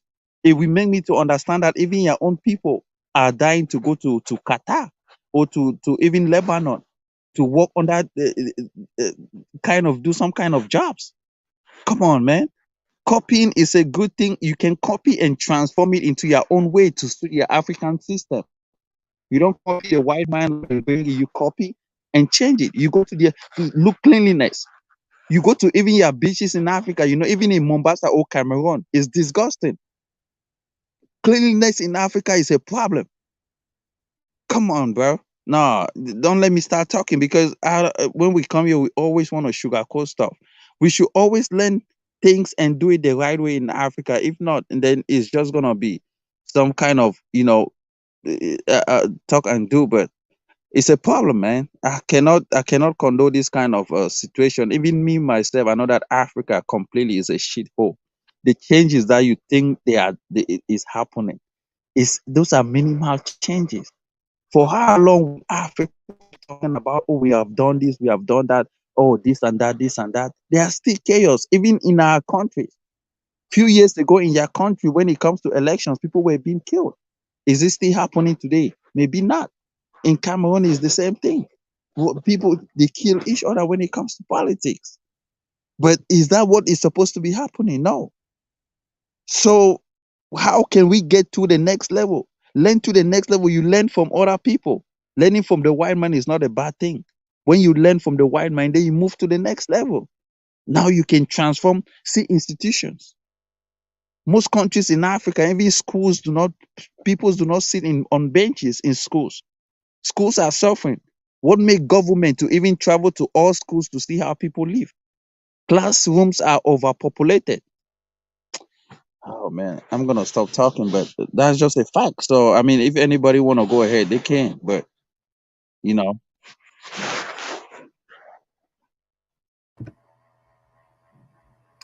Yeah, okay, you've made a lot of points, my brother, but let me address first of all this thing about birth rates and mortality rates. My point has always been the same, that they have been steadily reducing over the last 60 years. Like we have been improving all these statistics, we have been improving. Fact, and second of all, connectivity. You talked about connectivity again. Connectivity between East Africa has always been increasing. Right now, they are talking about a railway. Actually, there's already a railway building going all the way to Rwanda, to also to Congo. So all these things are being done. We get all this progress that you may not be preview to this, but they are being done. They are being deliberated and they're being done. So this thing that Africa is stagnating is a fallacy. It's not true. Like every day there is a new development in Africa. If you leave Nairobi today, you come back next year, you will find totally different Nairobi because things have changed. There is development. So all these things that you're saying, Africa is solving its problems. The what problem what is what what is change to you? Can you explain me what change is? change, like less people dying because of pregnancies, people expectancy rates increasing, all healthcare standards in social security, healthcare increasing. All these things have been steadily increasing in Africa. They have not been stagnating. That's not true. That's why you can go and fact check me. That's a fact. Over the last 60 years, they have been steadily increasing. In That's fact, not a in a fact. faster pace. In fact, I can even say this, in a faster pace than the Europeans who ever did. No, no, That's no, no. that's just true. That's true. Food That's not a security fact. is also being, yeah. That's not a Europeans fact. needed a millennia. Europeans needed a millennia. The Germans, they needed a millennia. The British also needed a mil. Let me tell you something. These people I've seen here people come in this channel and praise is it the castles, or what did we build? What did we build? Do you know the sanitations, the sanitation standards of the castles when they were originally built? Those ones in Europe. They are horrible, terrible places to live. It was like, look at the damn mistakes. Like, if you live in that time, you will not want to live in a castle. And if you live during that time, you would rather live in the open where it is more Now sanitary. And you are going back in time, right? You're going back in time at that no, no, time. no, no. I'm No, making no, a no, point. I'm making hold my on. Let me just point make a that point. At, I'm at that making. time, Let at me that let me time, finish. You at that talked, my time, brother. Let me compare, finish. wait. At that time, compare that castle to that time to Africa. How was Africa like? You guys were living on flies. Yeah, You yeah, guys yeah. were living, You you see, guys were living exactly. That's naked. my point. During the You time guys, of castles, somebody can fact check me even right now. Kaizo usually, like, the life expectancy of the average African was higher than the European during that time. No, come on, come on, Yeah, come on, come on, yeah, man. it's What a are you fact. talking? This is a fact. What are you talking about? Come on, bro. Now you want to sound illusional. Yeah, What you mean higher? What you yeah, mean yeah. higher? The life, like I don't know if it was around 500 years ago or something, or even at that, the life expectancy of the average African was higher than the European. No, man. Because the European was dying because of bad hygiene and sanitation. These are No, things that no, they lack. no. No. These are the problems when you build. In fact, when you build a city or people living in close quarters, this is the immediate problem you get.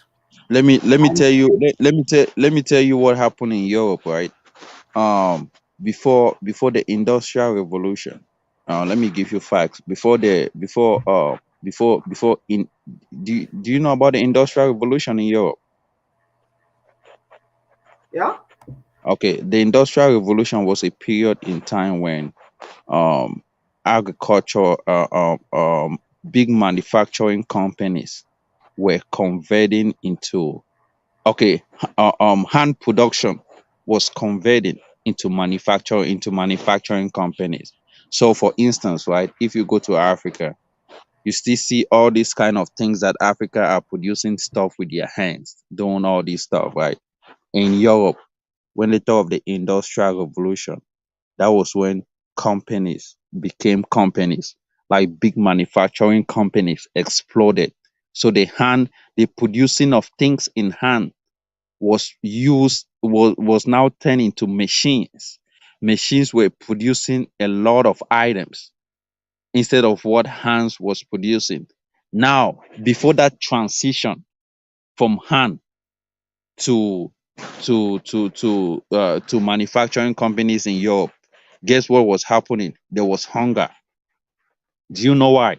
Because the Europeans could not fit a larger market because there were no manufacturing companies. Things were expensive. You could say people were dying, right? But these are the things that the Europeans were able to solve by a quick transition from one stage to another. And they have overcome it. But now this is the thing. Africa, it shouldn't take Africa so long to transit from that stage because there's already a picture in front of them how they can easily do it. At that time, the Europeans did not see any picture in front of them. They were inspired by their own stress, by okay, what they okay, were going through. Because the Europeans, hey, let me tell you, even if I'm Africa, right? But I'll tell you, the Europeans were the first people to actually do things. Because I mean, most of us, like when you talk of colonization, even America was founded by Europeans. So like all these other Asian countries as well. But what I'm saying is the Europeans were actually the first people that actually do transitions from one stage to another. Africa do not have to go through all those stages. You can actually leap, like just leap, because you have actually seen what these other people have gone through, and you have seen where they are right now. All you have to do is go to the next level where you can even surpass them.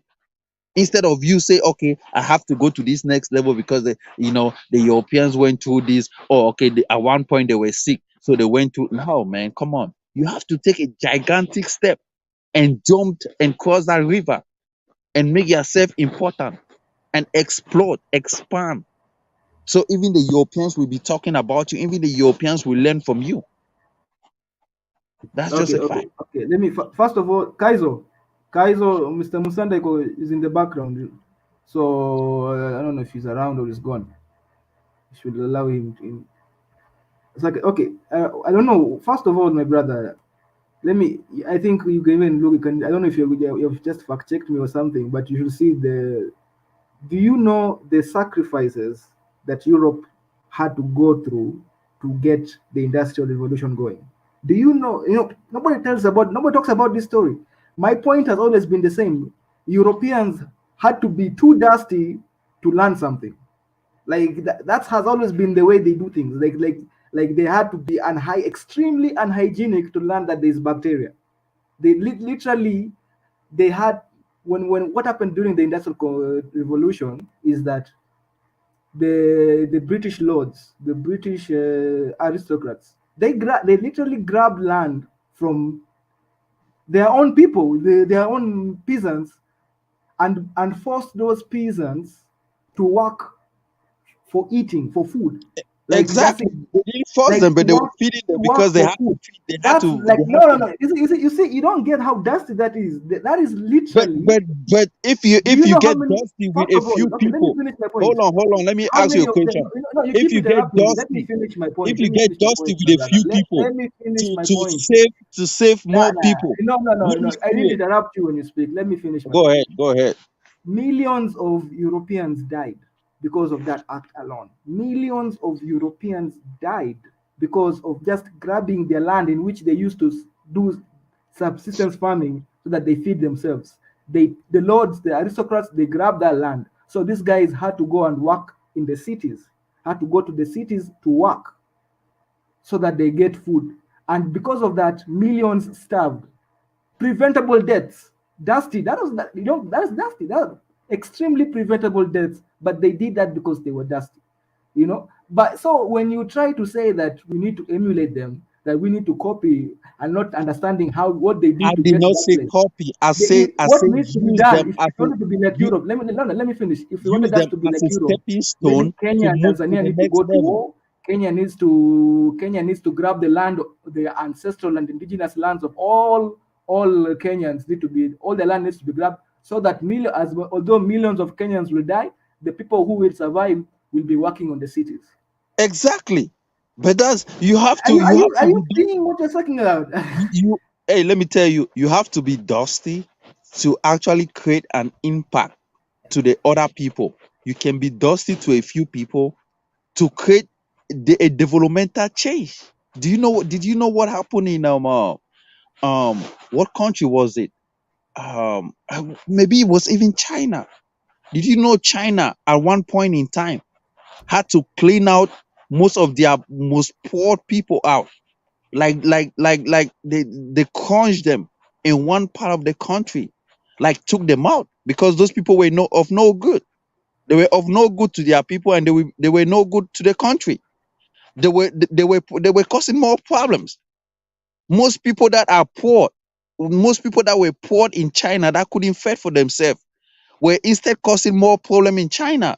China government was spending more on them than getting money, because in China at that point in time, China need people that can work in the industry and produce things. Now, if you have a patient, a sick guy that is not able to work, only taking, only receiving, he's of no good. These are the people you clean them out to cause a greater impact to help the other people that are actually doing it. And that's what Africa has to do. People that are of no good to their people has to be cleaned out. Take all those people out and fish them out in the sea and bring out a new breed of people that have the spirit. When I'm talking, I'm not talking about realities. I'm talking about how things can actually be transformed. Me and Kaiser was talking one day about cattle rearing in Kenya, and he was telling me how even the villagers do not want they don't want to go into ranching because they are used to their lifestyle. And that's the same point that you just come with. When the Europeans were doing things like that, they foresee that this kind of situation is not going to help us in the long run. And this is the thing when I talk to myopic Wait, people. you keep saying they. Hold on, let me finish. This is the thing when I talk to myopic people in Africa. You keep seeing only the shorter, only the right now. People are talking about in the long term to come. The Europeans, when they do things to they see in Judah, the long stop. run. No, no, this is bitch babble. You keep saying this shit. They. It's not a day thing. It's individualistic. Europe had kings, yes, and for most time they always had a clergy of men that had control on other Europeans.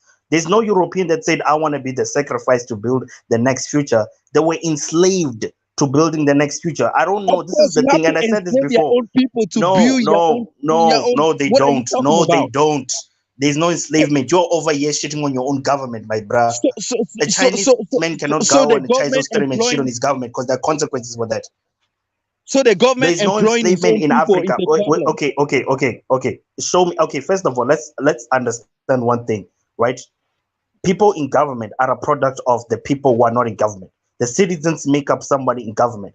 If let's say tomorrow, Kenyatta, if you are still president, or Ruto, who's in Kenya right now, said, I want to accept gays and say gays should be in Kenya right now. What do you think would happen to the Kenyans? You think Kenyans are just going to be happy on that? You think he will still be able to be president for the next year to come? Clearly, there's a level of control the citizens do have. The main point is, right? Yes, they are dusty Africans. I get that. But that's because the power is actually in reverse compared to in front. The truth is, the citizens, or at least the people that live in African countries, they are dusty themselves, and so will produce dusty leaders on top. Whereas the alternative was what's happening in Europe. You had smart, powerful Europeans who had control on their people, could enslave their people. The same thing in China. You mentioned China, which is definitely true. China had more control on its people than the other way around. That's why they could just clean off the residents they did not need. What you mean right? they have There's more no control people. than There's the no. other way around? They had more What is stopping control on their Africa to people have than more Africans, control over bro. its own If I people? can Take out the just people wipe that are out, incompetent bro. of doing the things. Again, what I'm saying is, right, at the end of the day, this is bitch babble that I'm hearing here. Oh, you guys are not on what? It's not that I'm defending Africa or anything. Yes, Africa, most of Africa is a shithole, but you're not gonna shame Africa or motivate Africa to build an empire. You dumb fuck. That's what I'm saying. And then What you're gonna need is you're gonna be dictatorial dumb power, like forever Idi because you don't Amin see type at of the thing, bigger where you picture. can put You're full gonna be dumb authority. forever. You're gonna be dumb No, forever, bro. You don't let's see say at the yes, bigger yes. Let picture. me say they're gonna be done forever. There's nothing you can do about it, is what I'm saying, unless you get dictatorial power. You cannot shame people into getting, because listen to what you just said. You're gonna be done forever and be colonized. You think I didn't say colonize. I didn't say colonize. I say you're gonna be dumb forever because you cannot see at the bigger picture. I disagree. I don't even think we are dumb now. I think we are progressing. Africa is progressing But at a we are good not pace. progressing, man. Do you see? You're So the progressing. I things don't that know you what see you, as you know. progress. I know. Maybe you. I don't know why you're comparing us with the Europeans who have I'm not had comparing, but 1,000 based years. on the level that I'm foreseeing. You've had 1,000 See, years. I'm foreseeing 1,000 years. far. You are Africa is not. just 50, and we're already cutting down our mortality rates. We are increasing our life expectancies. We are not doing that terrible as you might think we are, my friend. Okay, you might look at, I don't know what you're looking at. I don't know what statistic you're looking at. Maybe nuclear I think weapons. regionally, if you're looking at living standards, yes, there is an improvement on the index of African living standards. On an economic basis, I get where Judah is coming from, but then, the truth is you can't have it all in general, right? You can't have this full basket of people with good living standards. Like you said, in China, they had to kill off a lot of their own people. This idea of Right. people living Yeah, standards and economic benefits will never happen. You have to But those pick people one. were a problem to their society, right? They were a problem. They were No, instead look at the consuming. They were population taking more problem. from their government. They were Look at the problem population to problems the going to Europe. wait, there were problem. Let's talk about Zimbabwe, for example. Look up the GDP of Zimbabwe. Zimbabwe's GDP is actually growing extremely fast, but look at the living standards of people. They're running to South Africa, so all African countries. The truth is, the living standards of people if you're trying to build an empire, should not reflect on its economics. Economic power and living standards should not be directly proportional to each other, and never will be. Egypt was built by slaves.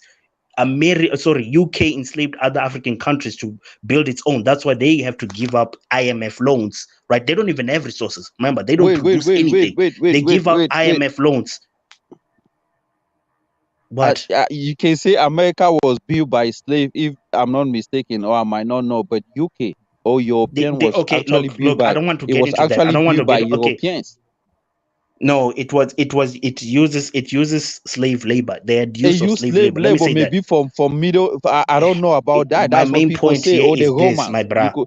We can come here and cap all we want, but you cannot build an empire without slave labor. It's impossible. Right, but you can enslave your own people. But that's what I'm saying. And you can enslave your. There's no way you can build anything without enslaving your own people. If your leaders are coming from dust, How are you gonna, if the leaders are there because the dust put them there, how do you expect the leaders to control the people that control them? But that's What what I'm I'm saying saying. is That's why I say you Africans have guys have more to control. go to the next African level. citizens, You guys are not African going to the dusty next level. African You're gonna citizens, be on the same dusty spot African forever. citizens, dusty African citizens have more control on their leaders than they actually want to admit. But But that's of what. course, they just Oh all the man, you are motion. just Yeah. coming back to what I was saying. That's why I said you guys No, are but not you going to cannot. the What I'm next saying, level. no, I'm not coming back to what you're saying. What I'm saying is those economies are not like that. A white man having a problem with how the system is working is not gonna do any influence to the royal family. The royal family will always control him compared to him and his collective control the other side. You can have as many unions as you want in the The UK. royal If the family. Are we queen talking demands about it, UK you or have we to are follow talking it. about Europe? We're talking about the world. So are we talking about UK or what? Is it all Europe that is controlled by Bro, royal my family? main point again is that Europeans have more Morocco that control has on a their larger king. Why population is Morocco than not going to the first to other countries that have kings? Lesotho that have a king. Why are they not going to the next level? Because they have the king controls everything. Or no, Eswatini. it doesn't. It doesn't. None of them do. They don't. And plus, they don't care. He's a product of the dust too. It's Can I like add two something? things. Come Can I on, add man. something? You keep I ask you one question, you go back, you change it. You go to UK, you say the king has to the people because the king was the dictator and things like. Look, even in China, this and that countries that have developed, they tend to have that zeal of development. Africans do not. I want to say that I agree with what was being said. I think this is an interesting topic. This was actually talked about on Gas Them Up's channel a couple of weeks ago, if you guys know who that is. But I would say that too much power is being given to African leaders. Like, it's the job of the individual to stand up. I mean, look at people like Elon Musk, for example.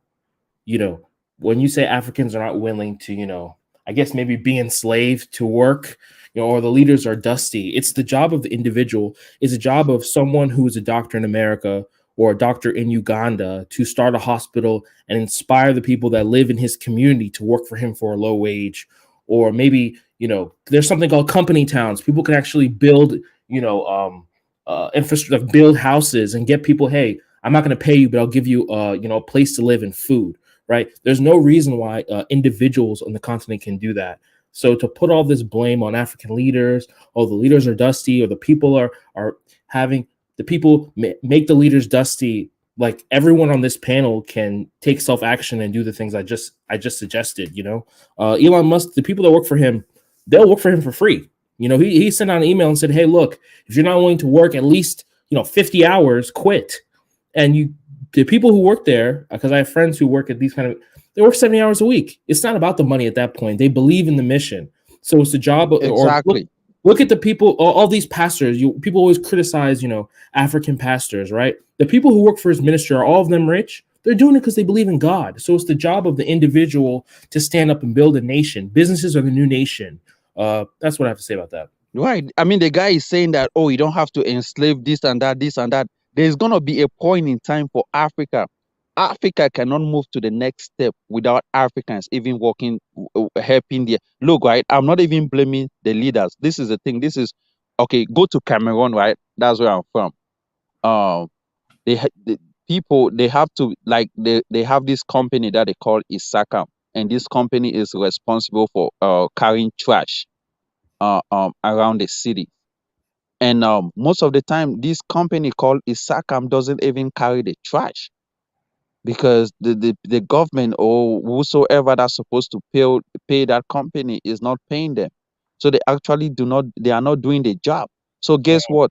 Most people now, all the trash places around the cities, trash are all full. People are dumping these trash that they have on the street, on the main road in the cities. Like Wow. in every corner, so whose problem is it? Mm. Is it because if the government or the people, the company whosoever that is paying that company is not paying them, our people also have the right to start dumping all this trash around the place because even the main trash places are all piled up. So Wow. this is a problem. So you go everywhere in the city now, you find trash all over the place. Mm. So the people is the people that have a problem. Right. Because I mean, if your government is also having a problem, and then you yourself, like, come on, you walk outside your own places and all these trash are smelling all around the place, and you feel comfortable, and you come over and you set up a shop right next to the trash where people are throwing all the trashes, and you also do the same, and everywhere is all dirty.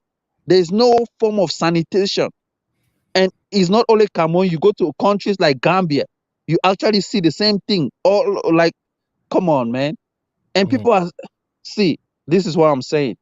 For Africa, people to move to that next stage, most people in Africa that are of no good have to be boxed up and thrown inside a sea or somewhere.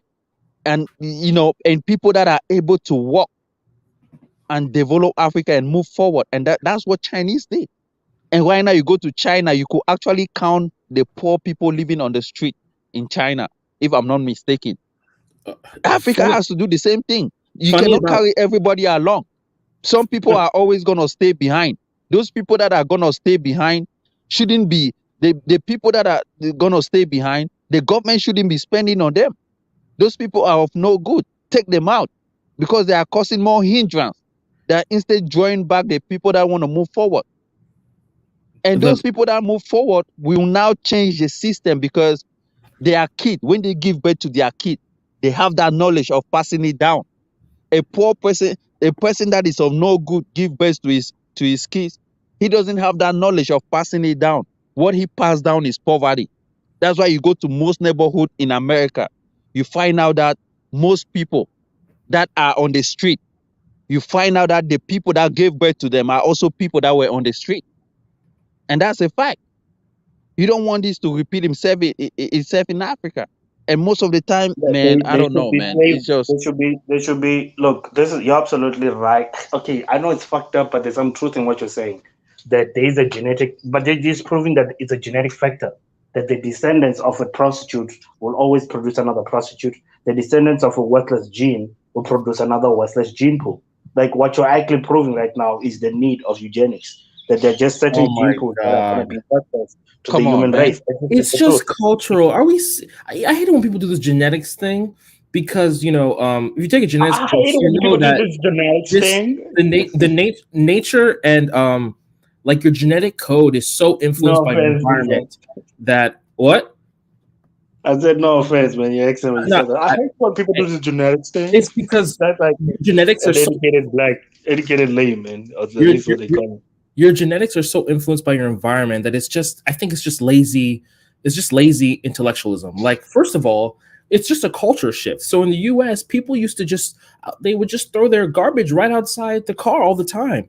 And then they started teaching people that, hey, this is actually not biodegradable, meaning if you throw it outside, it's not going to decompose. And over the course of 10 years, over the course of 10 years, people Caesar, let's not cap. That's true. Let's not cap more.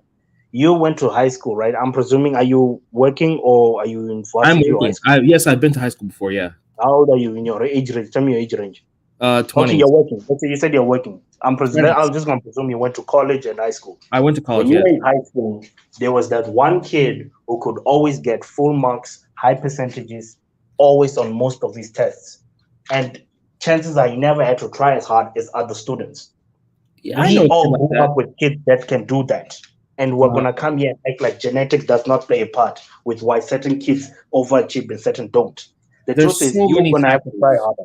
There's so many factors in that. Like, I hear what you're saying. There are people who are naturally gifted at certain things, but there's so many factors that come into play that before I can just say that's the number one thing, we have to address everything else. Like, I hear what you're saying, but there's so many other factors, What I will say is it's a culture shift. So my siblings, for example, when they went to school, they were brainwashed to believe in climate change, and the way they feel about the environment, it's insane. So it's just a culture shift. When you teach people that, look, this is my community. If I throw this outside into the ground, it will stay there and it will hurt the environment. People who care about the community won't throw it outside. It's that easy. You're contradicting yourself. You just said it. Like, there are certain people with certain genetic benefits that others don't. The truth is that those that are meant to work the hard labor, and that those that are supposed to be the mental stride of that community. The truth is, I guess the problem would be Here's the solution, because I feel like Judah and all you guys keep crying all day, never going into what the actual solution could be, even though you can't implement it. The solution would be these high class, high smart Africans would get some level of economic power, because that's the only amount of power you can get, right? Become a Aliko Dangote or something from your region. Why is that important? Because damn near every government in the world, one thing you notice that they are all quote unquote influenced by business in general, right? Business does do a lot of influence or lobbying with laws that are done in that nation. If you can get certain level of economic power and wealth within that nation, you can control somewhat of the government. And by doing that, you can now select who becomes president, who doesn't become president, and what not. It's not going to be the public. You're not going to convince the public to prick a And tell me dictator. what Did I country that argue has this point? actually Did tell I me wait? what Is African it what I country said though? that has actually done that and moved But to a next stage. all African nations have do. That's how the world In a works. way, That's how the world works. yeah, that's how the world works actually. In a way, Exactly. I'm saying that's the solution. No, you're asking me what African nation has done that. I'm telling you that's the solution. But I that don't know. solution, what That I'm saying, you gave that sometimes solution. What that solution has, what country in Africa has implemented that solution and it's perfect? none, bro, none. That's why I said it. Like none. Well, It's not something that's being that's going on currently. That's how the But world that's works. going on currently, though. You have all these rich people. No. Most African nations, right, have wealthy beings living there, true, but they don't have actually full control on their government. Robert Mugabe has always had full control on what happens in Zimbabwe. Like, regardless of how much money you had, because one, it was probably 1 billionaire there. Aliko Dangote is probably one of the few, but he has no actual full control on what Mr. Buhari does. I'm talking about a collective of high See, individuals I with really don't have multiple no different no. positions. Like a But BlackRock. Tell me an African you say equivalent of Mugabe BlackRock. had control over his country. Bro, Now you say Aliko Dangote do not have control. So is it No. only I Mugabe that had said yes, Mugabe had a lot of control in his economy. The thing is, he had a lot of control in his economy, right? Not his people, but his economy. He had a lot of control in his economy, right? Obviously, and that's where it lies into why people could run away from his country. Unlike in China, if you're being enslaved in China, you can't just run away. Zimbabweans were able to jump ship to South Africa, right? That's the level of freedom most Africans okay. do have. No, I'll Even tell you why Mugabe did not have control over his economy, right? I'll give you points. And even till today, there's no African country that have control over their economy. And that's why when there was an economic embargo put on him, he couldn't sustain it. People were hungry. People went on hunger in Zimbabwe. Zimbabwe but fell you answered from yourself. You just but answered let me yourself. finish. Let me You just finish. said you If made you have the let me decision. finish. Let No. me finish. Let me finish. Decisions have Let me consequences. No, finish. what I'm saying Bro, is bro, no, let me Judah. Judah, no, let me because you're gonna finish, man. debate I'm things that still were not talking. said. You have talked. Let me finish. That's why Zimbabwe fell like a dog. When you have control over your economy, even the greatest nation in the world put an embargo on you, you can still sustain it. That's why you see Russia, who has control over his economy. When United States put an economic embargo on Russia, Russia is still surviving. These are countries that have control over their economy. You cannot. Oh man, come on, man. This guy. You cannot come and say, African countries You have heard what he control. said. What are you You talking about? contradicted You him. have actually have no clue. You said that you're changing meanings of words. There's a difference I'm not between changing control meanings of word. and I'm giving it back to you, can I bro. finish then? I'm Okay, I'll telling you shut up. what you just said. I'm giving you what you No. said. You actually have no clue just because you see Mugabe or whosoever was doing these things. You say you cannot have control over an economy that Wait, you don't. are we No, currently let me tell you saying that? why. No, Caesar. Let me finish what I'm saying. He had Okay. full control to make decisions in his economy, and he got Every consequences. African country is doing the same thing, but do they have full control? They don't. I mean, Mugabe did what he wanted in his economy, and he got consequences for that. When I Every say country control, is you know doing what? the same thing. Every Can I country finish? president can Can I finish? actually do what they want and Stop being still a have woman. consequences. Stop being a woman. Can you stop being a woman? Let me finish. What I'm saying here is that he had full control and did something, and of course there are consequences to that. You are changing decisions, saying that why But he did did this not have decision? control over his economy. You are You saying can why did actually this do things, but it decision have doesn't mean you have consequences? control. Which is not what control means. You're saying that why does Oh this man, now you are decision going have out, which consequences? is not what. Oh, No, go but ahead. Caesar, am I lying? This is the thing. He's learned French. He's not speaking English. This guy. He's talking about what control should mean, that you don't have consequences to Okay. the The problem I have is I think we're arguing about something that's I think Right. straight a bit No. from the topic. But Caesar, listen to what he said. He said, if you have full control, you should not have consequences to the things you did. That's You his should not. You argument. should not have consequences if someone put an embargo on your economy. That's what I'm saying. If I shoot Okay. a gun, right? Does that mean I don't have control on that gun if the guy shoots me back? That's what I'm saying. That's his argument. Like somehow, if you have a gun and you shoot, that means the other guy does not have power to shoot you back. I did not. Did I say you don't have? Now you are. Now let me answer your question.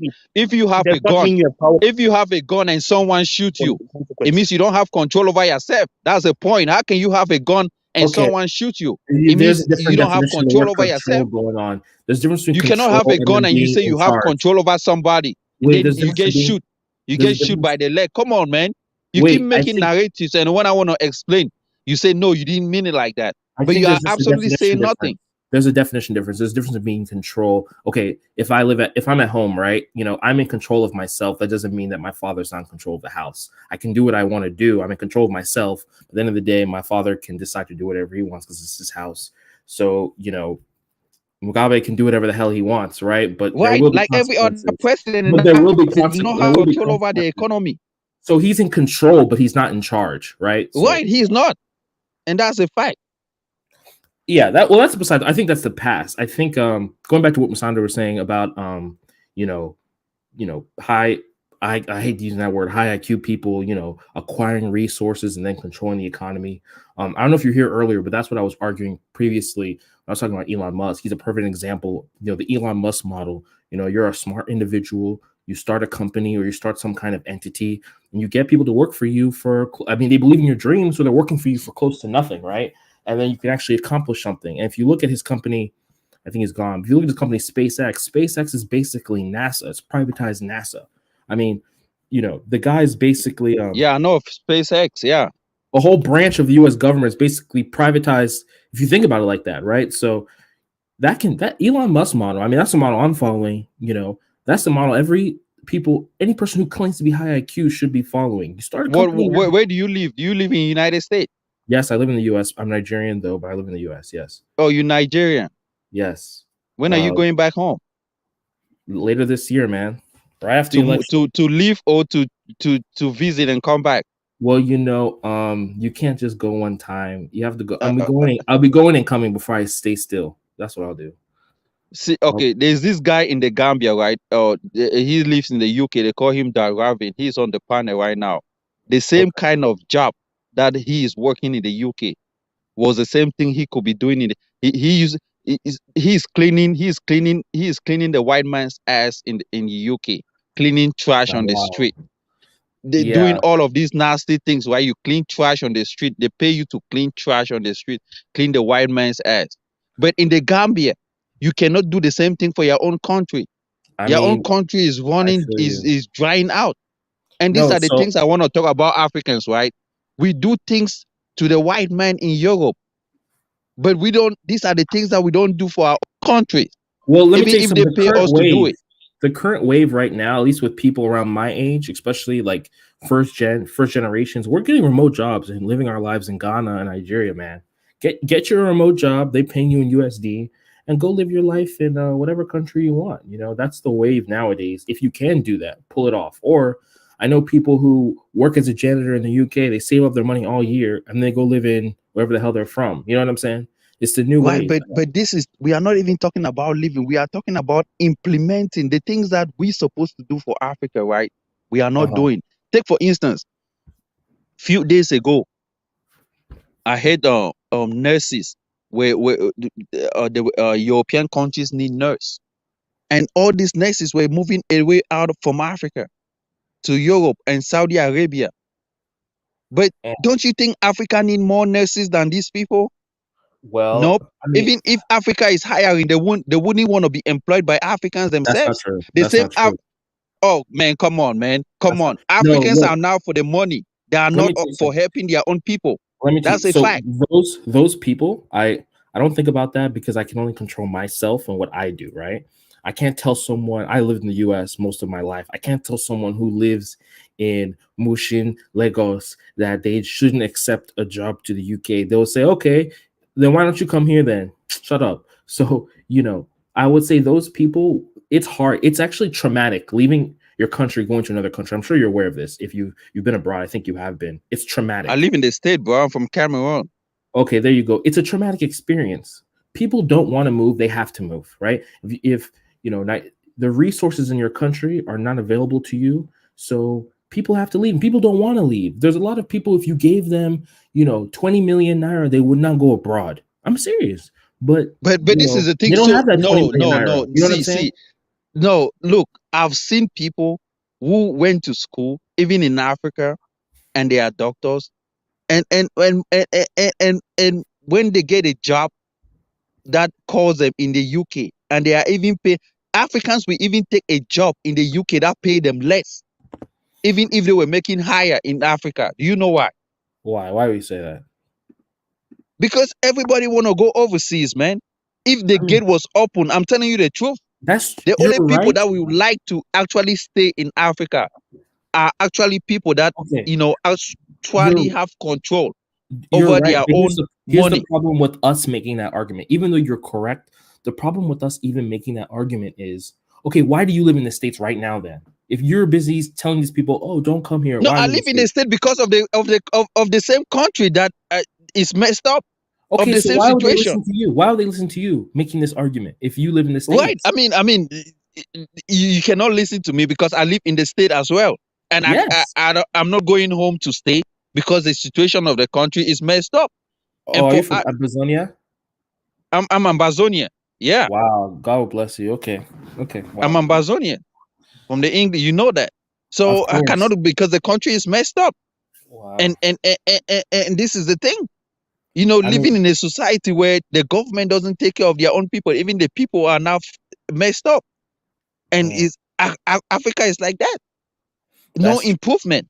But we can't make that argument. We can't. You know what I think? I think that one of my theories, I think the future of Africa is, instead of us having to come to the States, people can go to a more stable. Like, why can't we go to South Africa? I mean, maybe I know there's xenophobic over there, but I mean, it's kind of a shame that we have to go to the West. We can't just go to another African nation. I'm even telling you that Africans that are even making good money in Africa will leave Africa to go to Europe and make less. I knew people that left Cameroon that were making higher, that went into government jobs and were making higher. I mean, but they had to play American loyalty, and they come and they are making less money, and they are still comfortable in the state. Look, there's nothing we can do about that. I think we should focus on people like us, starting our businesses on the continent. And I hear what you're saying is correct, but there's nothing we can do about that. There's not even a point of really, again, we live in the West. We can't tell people who live in Cameroon that they shouldn't come to the US when we are in fact in the US. So, I see what you're saying, but I don't think we can make that argument. I think it's a waste of time. You get what I'm saying? No, I get you. But the point is, though, the point that I'm saying is when Africa has to, like when I was saying, right? I was saying that there should be a next step for Africa. And that next step, I don't even see it coming. That next step is going to be a point where Africa will be able to control, look at to Ghana. solve. Ghana isn't. Mustanga, you cannot just come in and start talking. Step. Hold on, let me finish. Then you're going to get back in. I know your internet is a problem, but let me finish. Look, Africa, there's not for them to go on to that next stage where they will be able to control things, solve the problems, because Africans do not solve problems. You tell an African person or a president, do you think African presidents do not know the problems that Africa is facing? They do. They do. These people travel, they construct you things that you don't need. An African president will construct you a hospital. You living in Africa, you believe that that's a good hospital, but wait till they get sick. These presidents will not attend that hospital. They will go to Europe because they know the standard. They give you things that are of no quality. They construct road today in Africa, the next 2 weeks, that road is bad. They don't fix it. is of no Yeah. quality. Well, They have people are building hospitals though. If you go hold on, to where I'm wait, from in let me Nigeria, finish. people Wait, let build. me finish. A European person construct road today. He is looking 20 years ahead. They will construct you a 5-lane, 20-lane road. They look years ahead. An African president construct road today. He is not looking 5 years ahead. He is looking today. It's just today. Stadiums that were Yes, constructed in but that Cameroon and maybe in look, South Africa. Cameroon, Hold on, hold it's on. genetic. Stadiums, It's hold on, genetic. bro. Hold on. Football stadiums that were constructed in Cameroon for the Nations Cup. Those stadiums are of no good today. I'm giving you a fact. You go to Cameroon today and say you want to check one of those stadiums that they play African Nations Cup. You will look at yourself and say, wow, is this really happening? It's just crazy, man. So Go your ahead, question is Musanda. why is it that people couldn't even make a wheel while the white man was flying and all of this shit and not making an airplane? Like you're talking to a bunch of cavemen, trying to shit on them and shame them into building an empire. Most of the infrastructure that exists in Africa is imperial Musanda, they need infrastructure people like because you those to white. enslave you people to build that empire. Then what did you say? They need people like Nah, you. They man, need to look, enslave people like you to build that empire. That's what it okay, is. fine. No, but okay, maybe I don't know. Maybe if I was less lucky, maybe no. Maybe if I was less lucky, here's a point. Maybe if I was less lucky, I would have to be enslaved. But the thing is, I'm luckier than most Africans. Musanda, I want to push back on that. It seems like we're switching topics, but I don't know if there's this book called Guns, Germs, and Steels. I'm not sure if you're aware of it, but like, most people will agree that the reason why Africa is less developed, at least initially, has nothing to do with IQ. Because first of all, I'll attack that later, but it's because look at the Eurasia continent. Eurasia is one big old landmass. It's not two continents, one that allowed them to trade with one another, trade ideas. Someone comes up with gunpowder in China, they can use that same invention all the way in Europe, while Africa has this great thing called the Sahara Desert, which kind of stopped a lot of information flow. So, that's the reason for that. I don't know why you're talking about low IQ when we know that's the reason why there was less technology initially, right? Can we agree on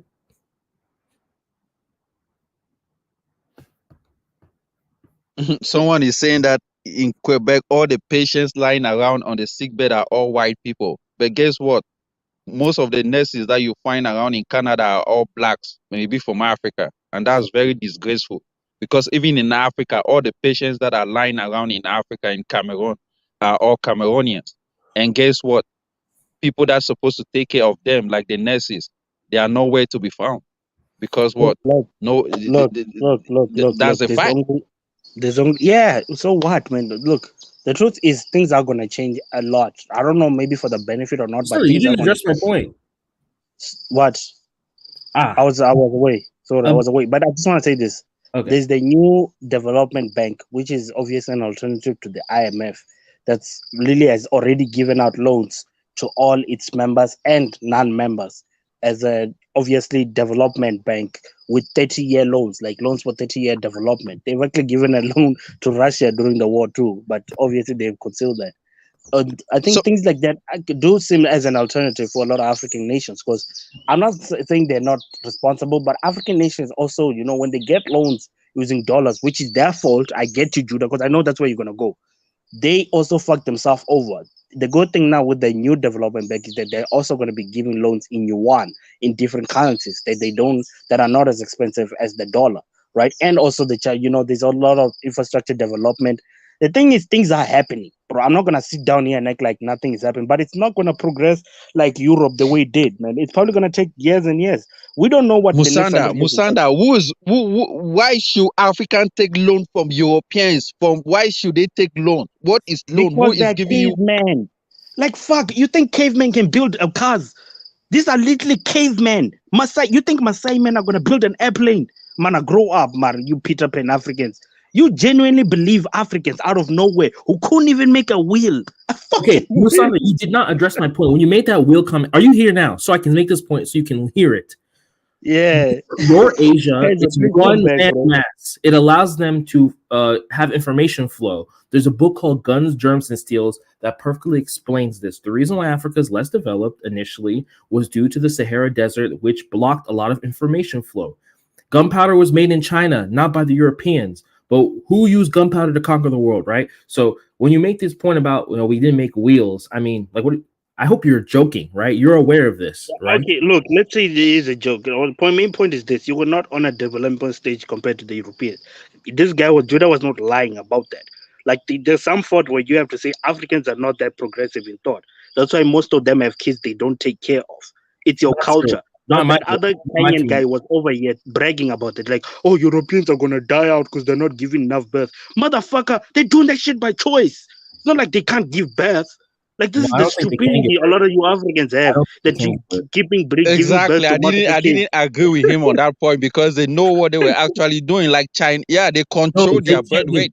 No, they literally can't. No, literally. I mean, they literally, white women, they die giving birth. That's one of their biggest things in history, right? But They what die you mean every giving? 2 But seconds. in They die. America, Literally. women do not even die because they have different way of giving birth.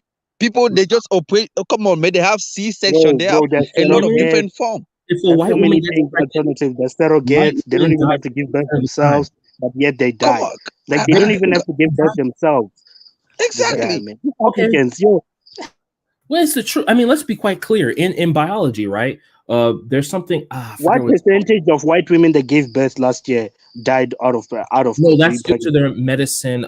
Their No. medical. What percentage? I'm asking you. You're saying they keep dying because Exactly. I What do is see it? videos of No, pregnant I white wouldn't women. agree with you, Judah lives Caesar, in on that America. point. He I sees said pregnant white women. Wait. You just said a lie right now. There are No. people both of you in America have seen that are pregnant, have a baby, and you see them the next day. You I just said said that a lot of white women give birth and then they die off. That's I what you historically. disagree said on right that point. I live in America and I've not seen that happening for a fact. Like I don't is I mean you might He's have, living but on it's Are not thought, you not in occurring. facts. historically? This is a word. It's called historically. Historically, white women died giving childbirth like crazy. Yeah, It was but they one of have the been biggest- able What are to you talking solve about? that History in problem though. It's not something 2023. that is happening currently Well, no. or So the reason why I'm making that continuously. point is white people don't breed as much as black people do because that's just not how they're built, bro. That's just not how they're built. No, Historically, white people have been meant to realize that having 2, 3, 4, no, 5 kids wrong. is autonomous. No, they It's literally of no can't do it. use. They can't do it. They What can't you do mean it. they can't do it? I know of a What do you white mean guy they that have 7 children. What are you talking about? No, yeah, I know. Yo, Like, Kaizo, wait, Judah. Kaizo made a stream talking about how there's this white guy. He was talking about how he was talking about K, like something about K. Kaizo, please come back, talk about that thing about how the reason more Africans have more kids compared to the whites is because they don't care about those kids. wrong. If you look at the Black animal people are more kingdom, the fertile. more kids you have, the less you care about. That's why Black- you have so many of. So The in the reason they have US, less kids black is because women get they care pregnant more. about the future of their child. That is a fact. No, black Majority people are of more Africans don't fertile. care about the kids. Black people That's are a more fact. fertile. Okay, so look, in biology, right? So let's say life started in point A, right? The people who leave point A, the reason why they leave point A is because they can't compete with the people there, right? So whatever. White women can't get pregnant yet they commit the highest amount of abortion in America. No, that's Come black on. women, bro. That's black women, actually. That's This wrong. at this moment is just playing No, games. Musanda, it's actually black women that have the most No, abortion. Musanda, when it comes to abortion in America, the people that were more rioting were more black. You're talking about relative. I'm saying that But the no, fact that white women majority is get up. white women because white are the majority. White do the same thing. Exactly. No, But when it comes to okay, let me make that point. When it comes to one to one, black people doing more based on the minority. Yes. I don't know if you understand. When it comes to one on one, is higher with blacks. I know that. I'm saying they Right, do get abortion. Hence why that white woman on that rally with Trump said, "Thank you for saving white lives." God damn, bro. This nigga is out there. Yeah, say your point, man. Say your point. Can I say, Caesar, listen, what you said about women, European women, not being built to have children, that's not true. You see, here in the Netherlands, where I You live. got a white girl, that's why you mad. All right. no, Cesar, even me, I disagree with your point as well. Cesar, I disagree with that point. Come on, Caesar, let me tell you something. You see, in the Netherlands, the women choose to give birth at home. So you know the risks are very high, and they do it. The reason that the women here in the Netherlands are not having 2 or 3 or 4 children is because they want to work. They want a career. That's why they're choosing careers over children. Exactly. And exactly. And like I think Jude or Musanda said, these people here, they are thinking about economics. That's it. Exactly. They know if they have like 4 or 5 kids, they're going to struggle. come to That's realize it in America. Explain Amika, Spain. let me increase your point. Since hold on, in America, guess what? Black people in America are giving more birth. I mean, African Americans, even Africans are the ones that are giving more birth than white. Do you know why? Do you know why? It's our Because culture. these Yeah. people. Wait, let me finish. Do you know why? Oh. Because these people, they don't tend to. They don't have no. They don't. Most of the people that are doing it, they are less. If you kind of see the intellectual Africans, they give birth to 3, 4. The ones that do it are low IQ Africans. I've seen that. Even the Black Americans, they are the ones that are of no good. No good in the. I'm telling you a fact. When people that are poor, that's what is happening in Africa. People that are poor, they tend to have in Africa. People just go on Yeah, the the street in handsome the of kids. morning. That's the truth. In the It's the morning, truth you and see the men last and sentence. women. Yeah. Hey, in Africa, you see men and women just wake up in the morning. They go and sit in the market at the store and just sit around till the next day, and just nothing is going on. And what do they? The only thing that satisfies them is sex around. That's crazy, Okay. man. They See, don't. Oh man, come on. How can you build an economy based on that kind of standard? Based on light skin with a fair head. He Eh, was Yeah, come good. on, man. I would argue that. So let me tell you why that's not true, right? I would argue that anyone who decides that they don't want to have a lot of, well, let me not be mean to other people who don't breed, who don't want to breed. But if you're letting the amount of if you're making, let's say $1 million a year, and you say, I only want to have one kid because I want to take care of my one child, I don't think you're that smart. And let me tell you why. When the whole purpose as a human being, right? We're all in competition with each other. We're all breeding. We're trying to have as many kids as possible. We're trying to pass on our genetic code. Why would you? Who's smarter? The person who's on welfare, who decides to have 10 children and send them to a good public school, or the person who makes $1 million a year and has one kid? Like, I don't understand. How is that person who made $1 million a year white conquered trying to Africa, convince me they're when the smarter white than me? race conquered Africa, what was the percentage of whites compared to the Africans? I know there are more whites at the time. That's what they say. No. I'm talking No, about he in the said when army. this. Yeah. When white people were conquering Africa, what was the percentage of the African army relative to the whites? Did they have more white armies, or did the Africans have more blacks in their home country? I'm gonna assume there were more. Actually, I don't even know, bro. I'm gonna assume there's more. Nah, Black. come on, This is man. our place. Come on, bro. Judah, Caesar, Caesar, stop come assuming, on, man. I come to your country with 2 or 3 boats. You are in your country. Of course, you are more than me. Come on, Caesar. They had gunpowder. They had gunpowder. What's your Musanda, why are you calling me? Yeah, Am I that's the one okay, making but that okay. point? That's what Musanda is saying. No, Musanda, listen. no. They What came I'm saying is this with idea yeah. of having more numbers, you're not gonna win something. You're gonna lose something. No, you were conquered with a relatively less number That's of not people. because of They had numbers. Because of superior gunpowder. weapons. No, Okay, I know that's it's the because fact. of gunpowder. It's because Okay, of but they didn't gunpowder. colonize Nigeria, for example, because of our numbers and the climate. So, if you don't have the numbers, they can't colonize you. If you have the numbers, they can't colonize you unless Oh they man, come on, man. What you mean if you have the Bro. numbers, they can't colonize you? did they Did colonize. you know China? Did you know China Whoa, was? Judah. Did you know China was colonized? Oh, not in the same way that Judah. let's say South Africa What you was. mean not in the same way? There's different- I'm not when talking we in talk the same way. I'm talking about colonization. Did when you we know talk about China was colonization, colonized? when we talk about colonization, I'm not talking about we control them. Colonization to me, peak colonization is what Now they you did are going to into the Native definition Americans of in America. colonization. I did not go into the. I'm asking you a question. Do No. you know China was colonized? I'm aware, of course. There's Hong Kong. Oh, I'm aware okay. that China was colonized. Right, Yes, because China had population even back then as well. Before they were Okay, but- colonized, they had population. okay, but can you admit that there's a scale to colonization when you compare the Native Americans to America to the Chinese or Nigeria? There's a difference in colonization. What right? you mean? Did you know the population of Did you know many Native Americans were wiped out? Do you think the Native America you see today was what was back then? No. I know. They're all gone the now. Native American population was more than Europe. They occupied the whole United States. We really don't know, honestly. We don't know. But that's what I'm telling you. Their population was more Caesar, than... they kept sending more and more people, reinforcements and stuff like that. When Belgium But come on, conquered Congo, DRC Congo, how big is Belgium? How big was the population to conquer DRC Congo, and even even Rwanda and Burundi?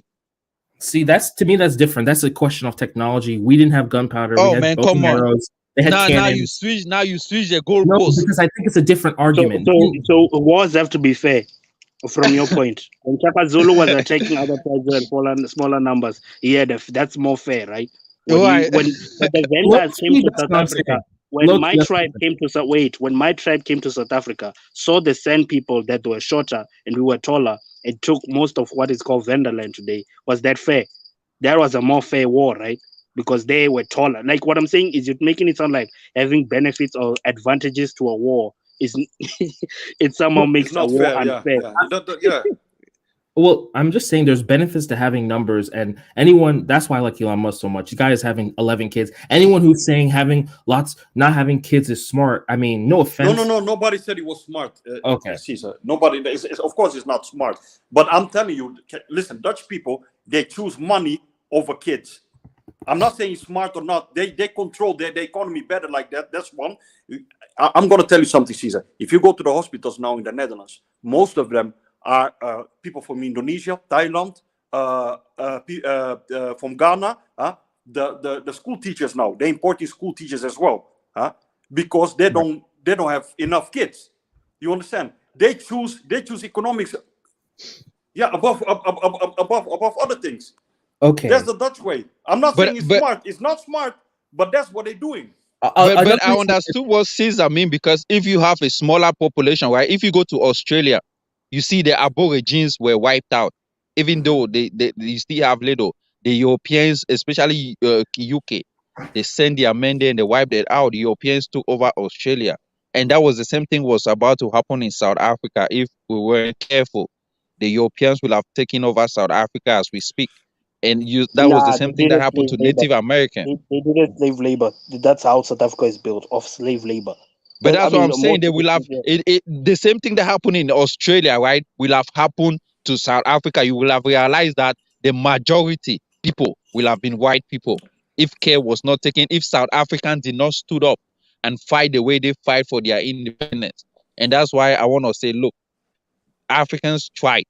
They tried by fighting and acquiring and taking part and taking back their continent from Europeans, because Australians, the Aborigines, fought, but they got defeated. The country was taken over. Native Americans fought, and their country was taken, and the Europeans dominate. You know. But Judah, and now they're teaching you about Superman and how good they are and how you need to be a good person. Hey, but listen, the American history, didn't the whites like you had several American tribes or native tribes, right? They put them against each other, right? They first killed each other off, and then they defeated the main tribe. Am I correct? Well, I mean, they had different tribes. You know, most of the time their animals were being killed, so they went on. There was hunger. And then during snow time, I heard during winter time, there was some kind of most of them died in the cold because of I think their places were destroyed. And look, it was a whole lot. And then most of the time there was disease that was spread in terms of food. Yeah, they gave them some kind of pox that they were dying from. So it was a whole lot of things, and that was the same scenario that the white men did in Australia. Even though, but in Africa as well, they brought in also a lot of sickness.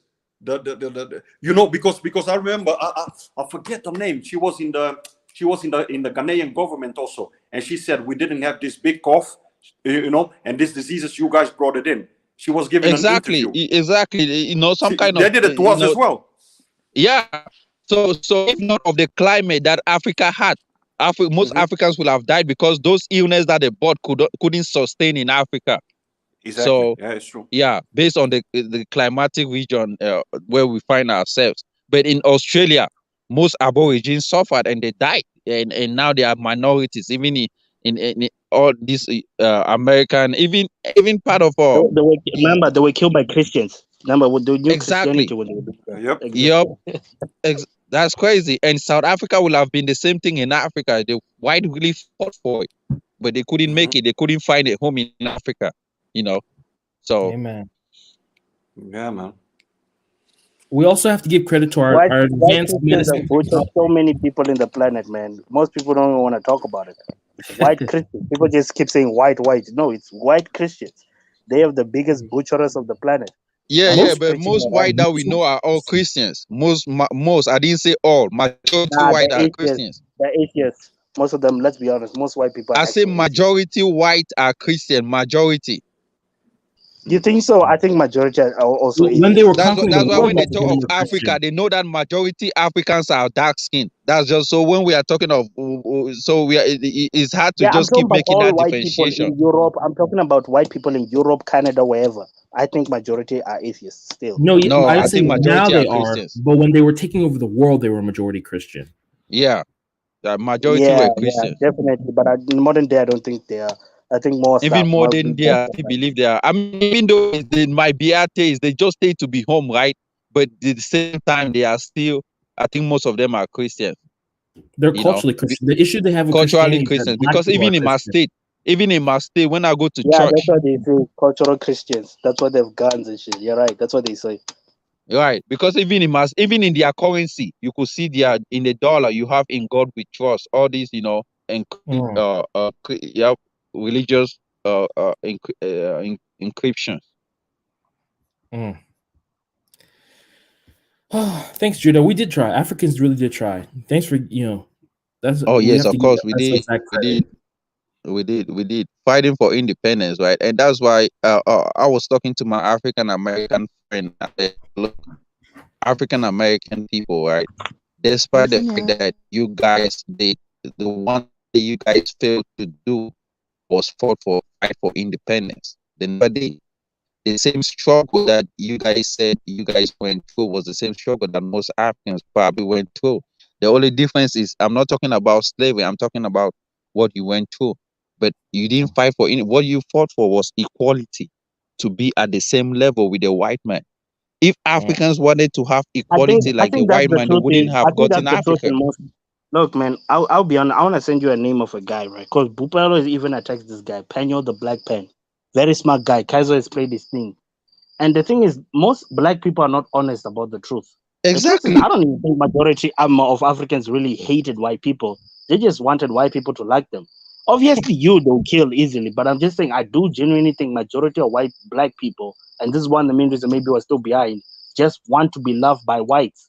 I'll give you an example, right? He said that when people say shit like Nelson Mandela is a sellout, the question is, if Nelson Mandela sold you out and gave you a bad deal, why did you not go together collectively and fight that ANC for making that deal together? Why did you black South Africans collectively vote ANC? Because there were alternative parties. They were saying we are not going to give land, we're not going to negotiate, we're going to take everything and kick every white man out. Called the PAC, the Pan African Congress, by the way, is the name of the thing.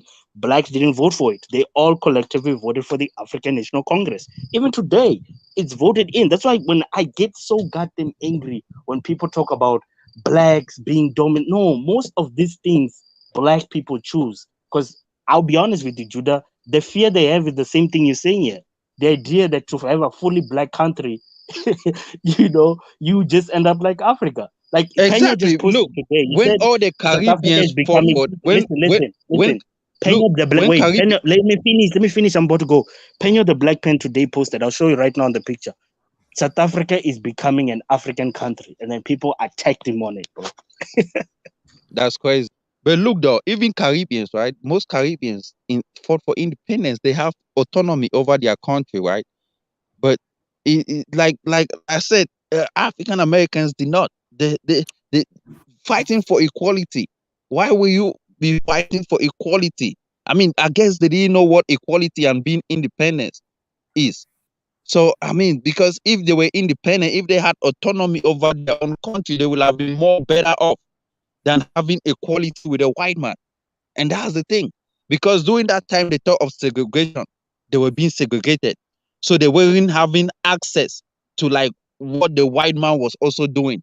They wanted to go to the club, go to the white man restaurant. They want to drink the same water and stuff like that.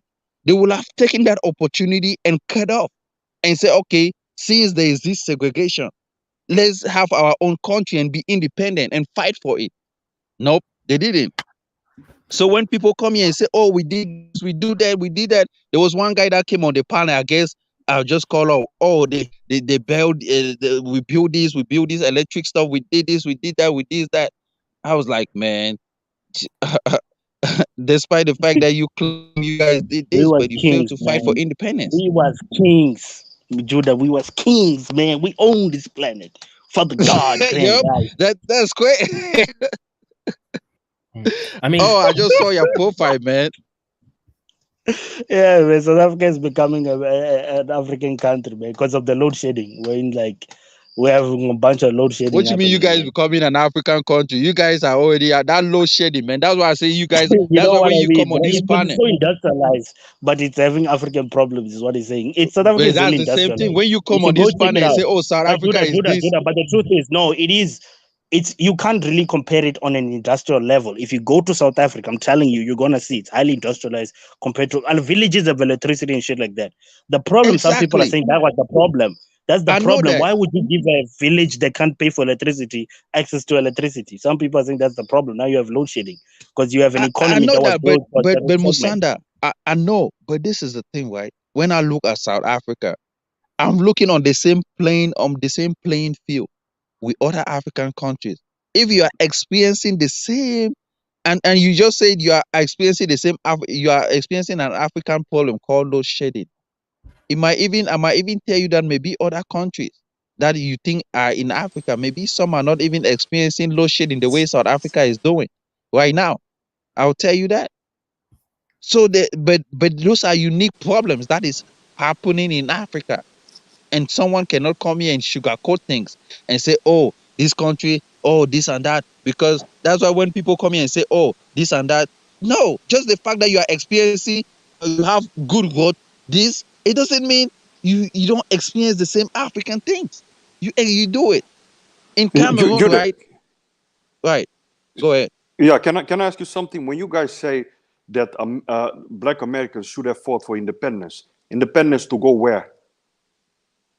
Oh, okay. This is the thing, right? Back in the days, right? America, right? Mm-hmm. There's what they call the 13 colonies. The 13 Mm-hmm. colonies was what made up United States. And Mm-hmm. most of the time, when you see take for the slave trade that happened, right? When the Mm-hmm. slaves came to United States, most of the time, most of them were in the South. And I live in United States. Most of them were in the South. And when I Mm-hmm. talk of the South, the black people had control over Mississippi, state like Mississippi, Alabama, South Carolina, North Carolina, Mm-hmm. Atlanta, Georgia. This state till today, majority of the Mm-hmm. people are blacks in this state in America. Mm-hmm. If you live in Europe, you might not know that, but in these are the states that are majority blacks. And even then, blacks, they were already discussing independence. They used to talk of it that they want to take the South as their own country. Mm-hmm. So But so but so but. so it Mhm. was already part. It was already, but they didn't But fight won't they for it. end up If they an fought, African country though, man? Like I don't know, huh? maybe they're too scared to end up. Maybe they're Judah. just like South Africa. They're scared to end up like an African country. I Right, I don't but don't know, think if but they look at fought, Atlanta. Let's look, look at Atlanta. How is Atlanta doing? I know they have a black mayor. Chicago, they I know have a they have black that mayor, black but mayor of that's constant the problem. shooting. Black people across the world do not know how to run things. Even most of the states that are run by majority black is a disgrace. Because even I myself Who runs will not want Detroit? to Who live. runs Detroit? Who runs Detroit? Is it a black person? it's a black person. I think that Detroit is a black mayor. wait, I think we're not being completely fair. So that's why I don't like even touching on the past because let's leave our ancestors alone. African Americans have always been a minority in this country. Even the Mm-hmm. most blackest states in America, it's actually sad. That's why, when people say the black Mecca is Atlanta, you just laugh because if you've been to Africa, it's not possible. Yeah, the Mississippi is money is black. controlled by white. Yeah, you It's might not say that, it's but not the people on the it's street not are just black people. it's not just that the money is controlled by the white. Mississippi is like the one of the blackest states. Look it up. It's 36% black. Atlanta is like Exactly. Atlanta is the blackest, and it's 56% white. Atlanta is like the blackest city in America, and I it's went 49. down to It's Atlanta. 49% black. Out Wait, of let me. four people I meet, It's three are blacks. Wait. So Mississippi, Atlanta is the blackest city in America, and it's 49% black, and It's the black population is decreasing. White people are moving in. So all these black states are not even majority black, and then the party that black people are in America is controlled by white people. It's always been controlled by Okay, white okay. people. When they talk of it depend the city, right? Because if you have a state like Georgia, you go to Atlanta, right? There are places that if you go, there are majority blacks, like in Yes, all but like their towns. overall. Yes, but overall, it's not majority Isn't black. that where King Von died? I think King Von died in Atlanta. I think rappers go Yeah, there to King die Von. now. A lot of artists have died in Atlanta. Atlanta is like after California, Hollywood. Yeah, The next place California, is LA, it's LA is Chicago, of California. course, That's what I'm saying. After California, you Baton have Georgia, Rouge, you have Atlanta. Baton Rouge. There's Detroit, Jude, what I don't Jacksonville. understand. These Yeah, these are death sites. what I Those don't are all understand is black this. neighborhood, like all Yeah, these but Jude, places, like Jude, LA, Detroit, Baton Rouge, Jude. Louisiana. All Jacksonville. these places are black out. Yeah, that's okay. But Jude, I just don't think that white people they came to America, they took over the country, and then just to turn around and give black people an independence and a part of America. Bingo. I don't think they will ever do that. Exactly. Why It'll you never don't think? happen. Wait. Why would they let that happen? What do you mean? Why? When white people invaded America, the Europeans, they were Native Americans, Mhm. and when they came to this country, right, they bought the slaves. Now the slaves came. In most countries in the Caribbean, it was dominated by white. The Caribbeans fought for their country. Did you think that island wasn't dominated by No. by white people? That's that. You can't even say that because if you look at the Prime Minister of Jamaica, it was a white guy up until like the 70s. Yep. Back when Bob Marley was That's what doing I'm all saying. this It shit, was a white the guy, so Prime it Minister means was a those white places guy. were dominated by white before. When they bought And the now slaves, look the at slaves Jamaica now. overtook control of Andrew it. Tate Yeah, says but you'll never go to Jamaica. They say it's literally shit, bro. You got robbed. You get robbed literally when you just land from the airport. When you're in No, Jamaica. and That's what I no. Unless you're Jamaican, probably, right? If you know how to move there, which is probably for the best. That's right. actually Why do you have to know how to move when you're black in a country because full of black people? let me tell you why. Let me tell It's you a why. lot safer to Even be in in South Kenya than Africa, Jamaica. Musanda, you know that you could get killed on the street if you move Yeah, certain ways. You know that. no. South Africa. Let me tell you the thing. South Africa is regional, bro. There's certain places where No, you that want to shit argue happens. about South Africa now. You want to Bro, argue against Jamaican. no. Even in But it's a Jamaica, if a lie. Jamaican person was on Judah, the planet, listen. he would Judah, accuse you Ja, jump for on. calling his country, listen. Judah, have you wrong. Then ever you want to been? protect your own. Judah, when you see do me this favor, right? Next time you see a news channel, notice that it will either be in Durban, Johannesburg, Cape Town, or all these big metros. Most So of this don't you shit you think guys are Jamaica saying, is like that? Don't you think Jamaica and the way they portray Jamaica is the same I thing mean, they portray your own probably. country? I never doubted that. All I'm saying is Oh, I okay. never hear that people say that. I just Oh, say okay. the main point is it's regional. That's what I'm saying. South Africa. Majority of Well, it places in might be South Africa, if regional you do as well in crime, Jamaica. That majority was my of point. places in SA, my man, especially the villages, if you do crime there, they'll kill you. Villagers don't play that. I'll call the police bullshit. There's a lot of Zimbabweans Amika, that let get me go killed back and to your killed. point, right? Amika, let me Yeah, go but back to let your me just point. say this. See, Right. Jude, when Americans wanted independence, black Americans, right? They got sent to Liberia, right? The other ones that wanted to stay here, or to stay, I'm saying here, to stay in Did you know America, why black people got sent to Africa? Did you know that? because Do they you know didn't why? want to live among white people and be ruled by white No, people. no. Huh? No, they didn't want to. The black people didn't have a choice to go to Africa. The white people realized that blacks were the majority in the South. They wanted to reduce the population after the freedom of slave. They wanted to reduce the population of the black people. Guess what? The Americans met with UK and proposed, because UK was in control of Sierra Leone and like that part of Liberia. People say, oh, UK was in control. America has to ask UK to take that part of Liberia, to that place called Jude, let me Liberia, just and say, even let me Freetown. just say this. Jude, let me just say this. I saw a lot of documentaries and stuff like that, right? They had a choice, a lot of them, and I think majority. They only had a choice only when United States have negotiated with UK and founded that place, and they came over and said, okay, whosoever want to go to Africa, we go. But most of the time, it wasn't like their own choice.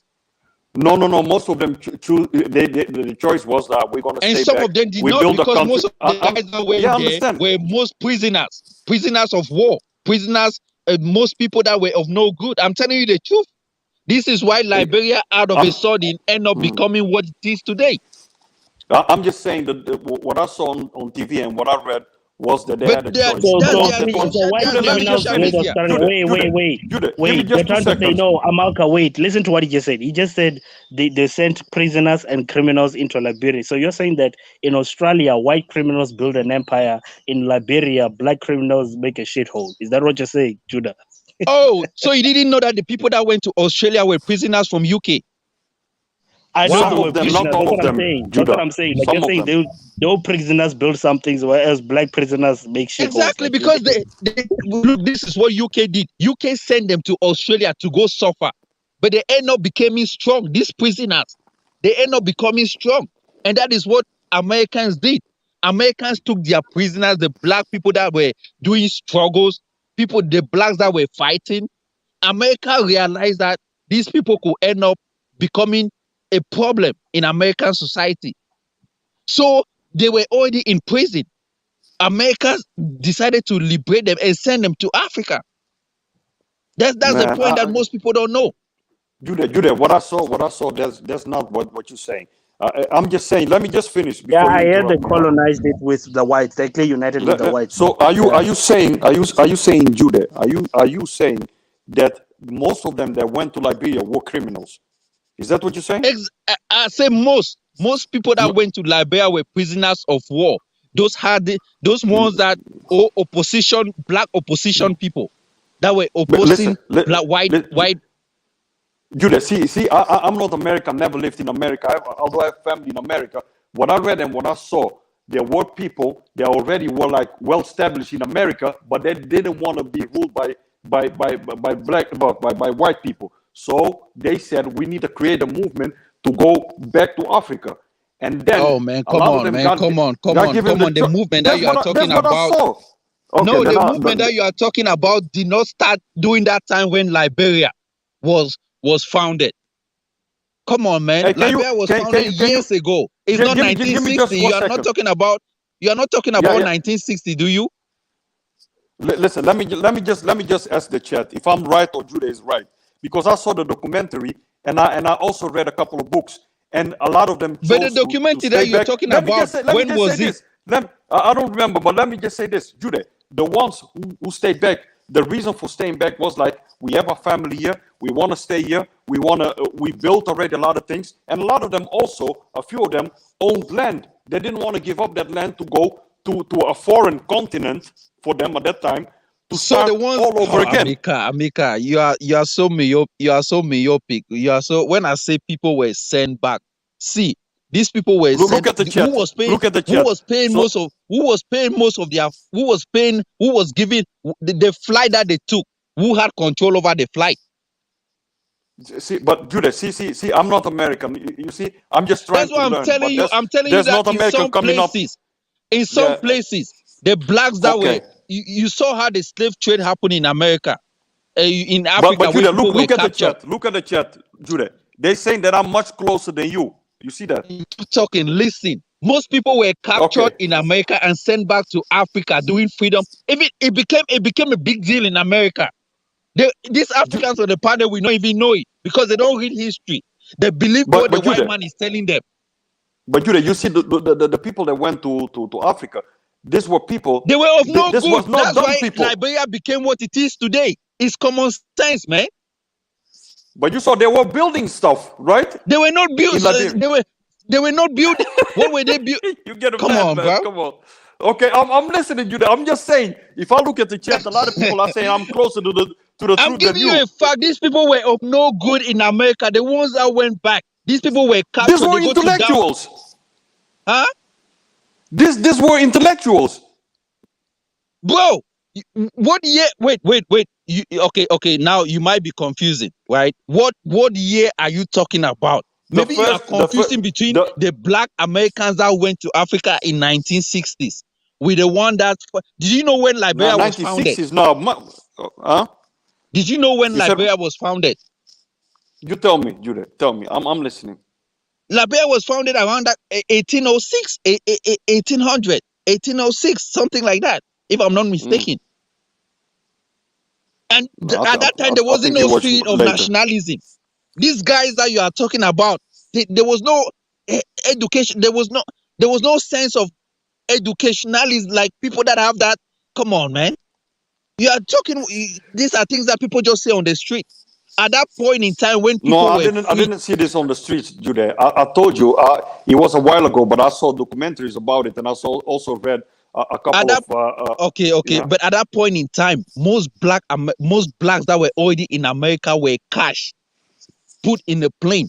those ones that some of them were of no good. I didn't say all, but most of them were of no. Those were the opposition. Most blacks were fighting for like nationalism. Even Malcolm X wasn't even fighting for. Malcolm X was even most these people. Malcolm X just came just of recent. Most of they were following their ancestors' footsteps. They even came up with an eye for an eye, a tooth for a tooth. It means if a white person kills a black man should kill. If a white person kills one black man, a black man should react by killing more than one. Yeah, you And see, I'm not gonna defend Black Americans. But this is the thing. When I say African uh, Americans could have fought for independence because they will have been better off. This problem that we are facing today, African this, no, we wouldn't be talking about it.